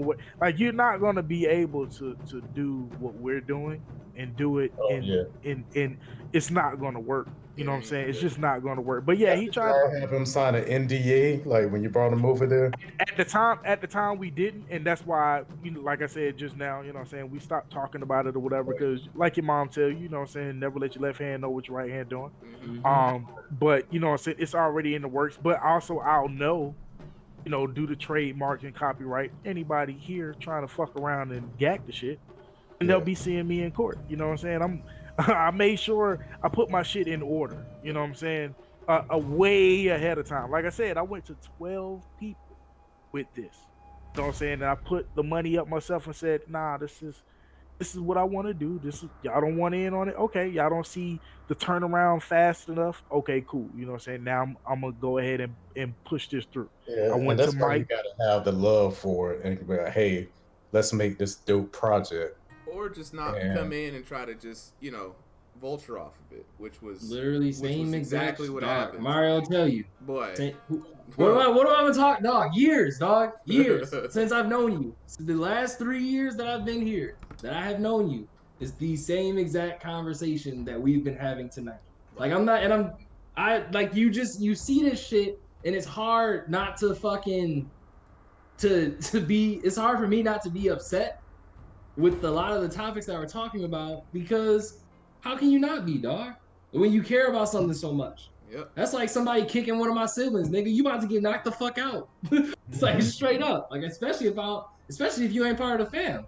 You better be a brother or a cousin of somebody, and they better have been acting up or fighting or something already. Excuse me, like I'm kind of new to just getting out and meeting the community. Like I just been online, so I don't know the stories of You a hidden boss, bro. I've been trying to capture this here Pokemon D-Weave for years. How many years I've been telling you to come out? He like, nah, man, I just play at home. Okay, all right. As soon as you got into TTU, all of a sudden you coming out talking about some, yeah, man, I play Tekken now. What? No, Mario. Now I was had this kidney situation going on. I know. I wasn't gonna put all that all out there. You know what I'm saying? I was just gonna rag on you. Yeah, I could say that, but now, let me learn how to play on the computer monitor a little bit. Look, man, I told you, I got you, man. I'll never lead you astray. I'm going out to, if I can get off of work at a good time, I'm going out to Greg's tomorrow. Oh, I'm gonna see if I can come out there with you, man. You know what I'm saying? Like, but and fellas, then introduce me to that tattoo guy, because I'm trying to get tattooed. Oh yeah, I'm Theo, man, Golden Anchor. I mean, we've been out here supporting as many people as we can support for a long time. And when Theo was running those tournaments out there versus Realm, and I was like, you do tattoos, my guy? I love tattoos. I'm telling you, the tattoo guy from now on. Everybody I know who's trying to get a tattoo, go down to Golden Anchor Tattoo. If you like fighting games and anime, you better go down there, because he loves fighting games and anime. He gonna hook you up right. That's just how we do. This guy with this red hair and some goggles on my arm. Look, man, it's gonna be lit. It's gonna be lit. And fellas, you know what I'm saying? From my part, I've already talked to Shola about this. Of course, I talked to Greg about this, but you know me, I do graphics. I do graphics and I talk. That's pretty much what I do. So, you know, Iceman, if y'all trying to work on some stuff, you know what I'm saying, let me know. Hit me up. Yeah, all of us as a crew. Yeah, me and you haven't worked. It's been a while. Me and you worked on anything. We worked on the early E-League stuff. Remember, you was running cameras. I was setting up audio back there doing early Street Fighter days. We was back in the backstage. I said, can we get one audio person? Right. Yeah. Oh, so check it out though. Well, I don't know if he's available to work, but I am trying to work with an audio person for the stream right now, just trying to get everything set up. But again, you know, like Iceman said, it's all about building that right network. You know what I'm saying? So it's still very much trial and error right now. But shout out to Dylan. He has a good passion for esports and gaming, and I work with him personally at work, and he's gonna be looking to help me get set up with sound and like effects and things like that. So hopefully we get it. Be able to know a sound guy pretty soon. Actually, the Freaknik needs to get documented and taped. Freaknik is gonna be fun, y'all. If y'all don't know, Freaknik is gonna be a fun ass fucking event. You know, that's what I'm expecting. You know what I mean? It's a lot of love and passion went into the production. We need to mic up Chop, mic up Mike. Mic up yourself. So what we're doing is basically this, man. And Cap, I think sometime, I don't know if they're still gonna do a test, but basically we're just gonna have 2 streams running, A side and a B side. So we're gonna be able to. Yeah, we talked about this. Yeah. We'll let people, just like the 404 Wednesdays, gonna be hosted. Mainstream is gonna be hosted on Chop's channel. B stream is gonna be hosted on the House channel, and then we're gonna try to put it all together at the end into one big video. So that that first Freaknik event can live on, and then we're just going to want to try to build on that just going forward. So we're going to have 2 streams, 6 commentators, you know what I'm saying? This time around we hand chose the commentators to that, you know, just wanted to get people out there. So on the A side, you're going to have Dez, Pleasant Man, and Kari. B side, you're gonna have Cap, myself, and RC McPanther, and the 6 of us are gonna be rotating in 2-man squads to give everybody a break and keep the hype going. Also, that 3rd man is gonna be there to make sure the quality of the graphics are running well. I've already supplied the graphics package to Greg. We're gonna go ahead and look through that, make any last-minute changes. Of course, your boy's gonna show up in cosplay. You already know we're gonna make it a whole lit event. Can we get somebody there to clean up the bathroom? Look, actually, man, we gonna find somebody. I don't know how we gonna punish people for that bathroom, but y'all can't just be pissing on the house like that. You don't shit where you play. You know what I mean? That's what I'm just saying. You know what I'm saying? Just don't be pissing and missing the goddamn toilet bowl. Something to have somebody clean, you know, every 2 or 3 hours. Nah, we need somebody to run up in there and slap somebody in the back of the neck every time they piss outside the bowl. I don't know how we gonna make it happen. I don't know how, but one good slap across the back of the neck while you pissing, you won't piss on the ground no more. I promise you. That's just how it's gonna be. Just a whole quick yeet. You know what I'm saying? Yeah. You know what I mean? Oh my god. But fellas, this was a great discussion, man. I absolutely love the fact that all of y'all jumped on. See, I knew if I put the bait out there enough, I just throw Momochi's face up here. I knew. As soon as I saw Iceman go woo-saw, I'm like, look, we gonna talk about this today. we gonna talk about this today. Oh my god, bro. Yo, I appreciate. I personally appreciate the knowledge, man. I'm one who never wants to shy away from hearing and exposing people to the real, you know, to the, and I love the fact that you came in and said great points, but keep it surface. Let me bring it a little deeper, because I think honestly, that's what people need to hear, and that's a discussion that needs to keep going out. You know what I'm saying? Anything that's deeper than surface level. Appreciate it, Win, for coming in. This is the first time I seen you on a stream, bro. So glad. You know, now you already know. Now you know where I be at every Monday and Wednesday. You know, and why I have not been able to devote as much time to combo breakers as I would have wanted to. But this is the main project, man. This is the passion project. I love it. And so, you know what I mean? If you can come through more often, we definitely need senseis. You already know, man. I know you got a lot of stuff to teach. You've been whooping my behind for long enough. You know, definitely come in here. My format is gonna be like this, man. I'm gonna have more discussions on the top end, getting into gameplay. But today I really felt like the need. It was in my spirit to let the discussion rock for the whole time. And I'm Cap. As always, I love when you come in here with the opinions. You know, I'm always gonna continue to encourage you to drop your opinions, even though sometimes you wanna you know, censor yourself and give the nice side. No, nigga, bring that real shit. You know what I'm saying? Bring that passion, that fire, because that's what I love to listen to. You know what I mean? D Weave, you know, I always love. I was so glad that you jumped in here too, man. Like, I'm so glad that y'all felt that y'all could jump in, didn't need no invitation, because that's how it is around here. It ain't just the me show. Be fired You up know with what I your mean? comments. Look, you know what I mean? Look, that's what I do. I try to facilitate conversation. You know, if I can get the people energized, hey, that means the less talking I got to do, and that's the better for everybody. Because I'm an old man, I talk about shit too much. But with that being said, fellas, I appreciate y'all jumping through. I'm gonna try to take off the rest of this 420 and do my holiday celebrations. You know what I'm saying, with the libations and everything. For everybody in the chat, pre-gamers, so sorry I could not respond right away in the chat, but I felt, again, very important that this go uninterrupted a little bit. I really wanted everybody to get their thoughts out, and I am going to be putting this up on YouTube right after this, because I want this to be posted again and live for a while, man. I want to have more of these discussions. To everybody who jumped in, Kareen, Titus Ballsy, Scrubs to Dubs, RC Panther, pre-gamers, you know what I'm saying, Iceman, all of y'all, Brenlo, Saint, yo, y'all are the best, man. Definitely keep coming through, because shit like, man, I got goosebumps, y'all. Shit like this made me feel good today, man. It's real good. Oh, wait a minute. Oh yeah, wait. Do me a favor, What's everybody. Okay, so if you're in the stream, so I'll put the business email in the stream, right? Yes, sir. Do me a favor, email me and let me know what your specialties are. Meaning, okay, I do graphics. Okay, I'm in video editing, etc. Because, like I said, we are serious about making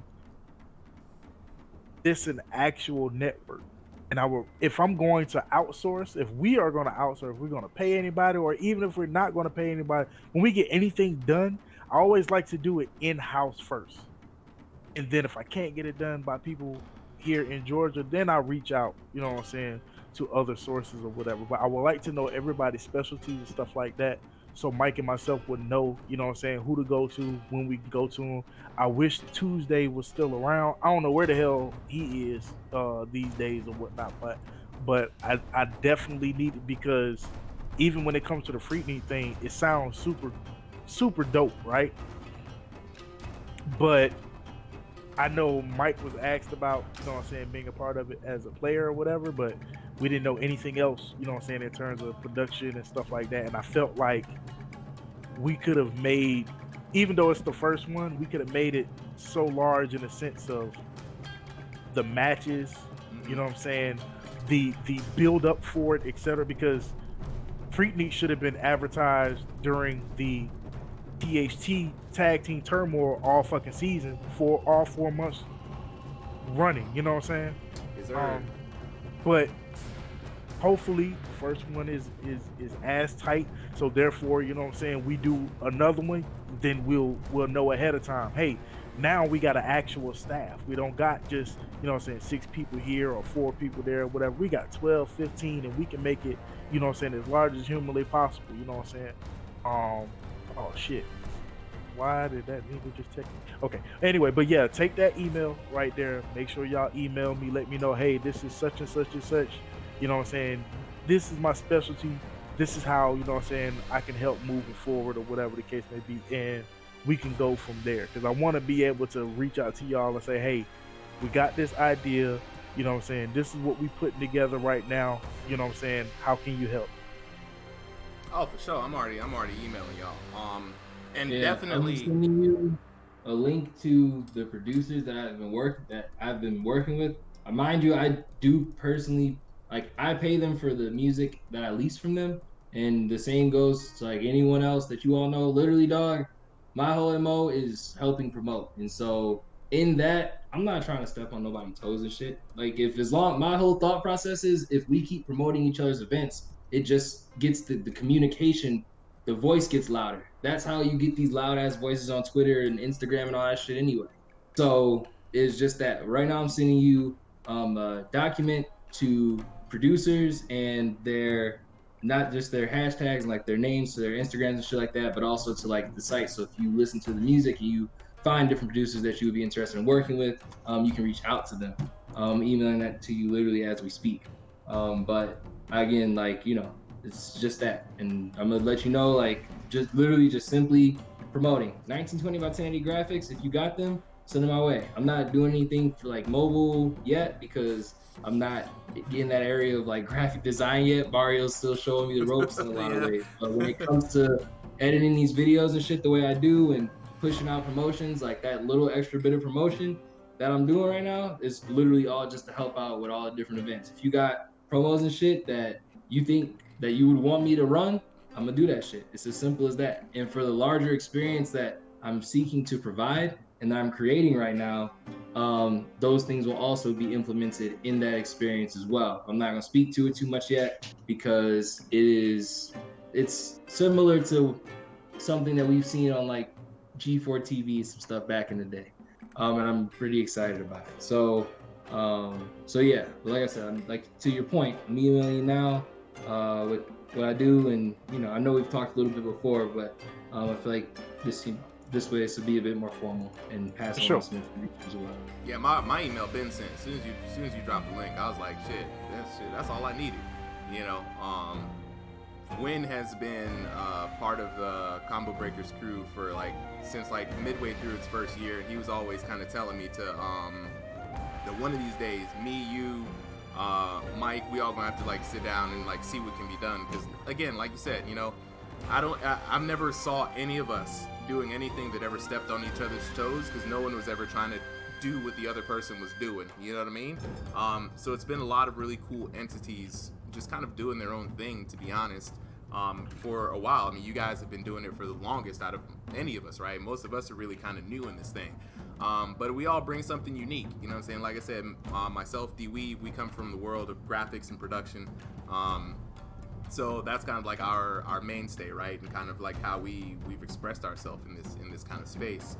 And I've been working with Cap for a minute, as developing his ideas and helping him just kind of like you said, just learn some graphics, do what he can to help himself and further his stuff. So yeah, let's all chat it up, man. For sure. For sure. And I was gonna say something else, but I don't know if there's anything left to say other than see y'all later, man. This has been great. This has been really great. My spirit is uplifted for the day, man. I just feel I can't say again how good I feel. You know what I'm saying? I've seen so many good things happen in this city. It goes up, it goes down, but there are people, like you said, who keep their grind going, and they're always going to be working, and those are the people who are going to be making the things that people will come to. You know what I mean? So I feel like we got a good opportunity here, fellas. You know what I'm saying? Appreciate that, Kareen. I always try to keep it live over here, man. This is probably one of my favorite streams so far, and I'm definitely going to make sure this one hits YouTube. Keep that VOD going, because Twitch like to delete my stuff because I'm so young. Twitch, you need to chill out. But with that being said, I'd like to thank everybody for coming into the stream today. This is your boy, Super M, signing out. You're going to catch me here tomorrow, same time, same place. Unless, of course, I'm at 404 because I haven't figured out how to stream live yet, though I almost got that down. I probably should put that part down in the list of things that I do. We need to get you a stream pack. That's all we need to do. Oh no, I've already looked into a stream pack, dog. I'm just trying to see how I'm gonna afford it. I gotta make it feasible. I gotta make sure the fiduciaries is right, because resources ain't endless. You gotta get creative. I might have to hack my own stream pack. You know what I mean? I already done figured out how to get every last one of y'all's videos and audio on my stream in separate channels for free, and all y'all need is a cell phone and a wireless connection. I'm MacGyver in this bitch. All I need is a paper clip and some bubble gum, and I make dreams happen. And with that being said, I'm gonna catch all of y'all tomorrow. For me and all of the guests here tonight, I'm gonna say y'all say good night for like the 50th time before I get all this straight. All right, y'all. Peace. Oh wait. Before we go, wait. I gotta drop a raid on somebody though. I gotta make sure that that's a common thing. Who am I gonna drop the raid on today? That's what I'm trying to figure out. Who's streaming right now? That's the one thing I want to start doing, to be honest, man. I want to try to line up my schedule with other folks before and after me, so we could get kind of like a viewership train going. You know what I'm saying? Somebody raid me, I raid the next person. I usually raid Chop right around this. Okay, so wait, no. Coco Konako, I like to raid her as well. Like that's who we raiding. That's who we gonna raid. Yeah, you know what I'm saying? Raid train, man. Raid train. I like to help other people out. So we gonna raid Coco right now. We're gonna keep it gonna keep the good vibes going. Raid Max. Oh, Max is streaming? Oh shit, hold on. Wait, hold on. I need to support the homie. Hold on, wait. Max is streaming? Alright. Yeah, I'm about to raid him. I'll never forget. Is Max's name just Maxta? Because I don't think I'm following, right? Okay, there we go. I'm about to say M-A-C. There we go. Let's get this raid train going. All right. And now with that being said, I'm going to catch y'all tomorrow. All right, y'all. Peace.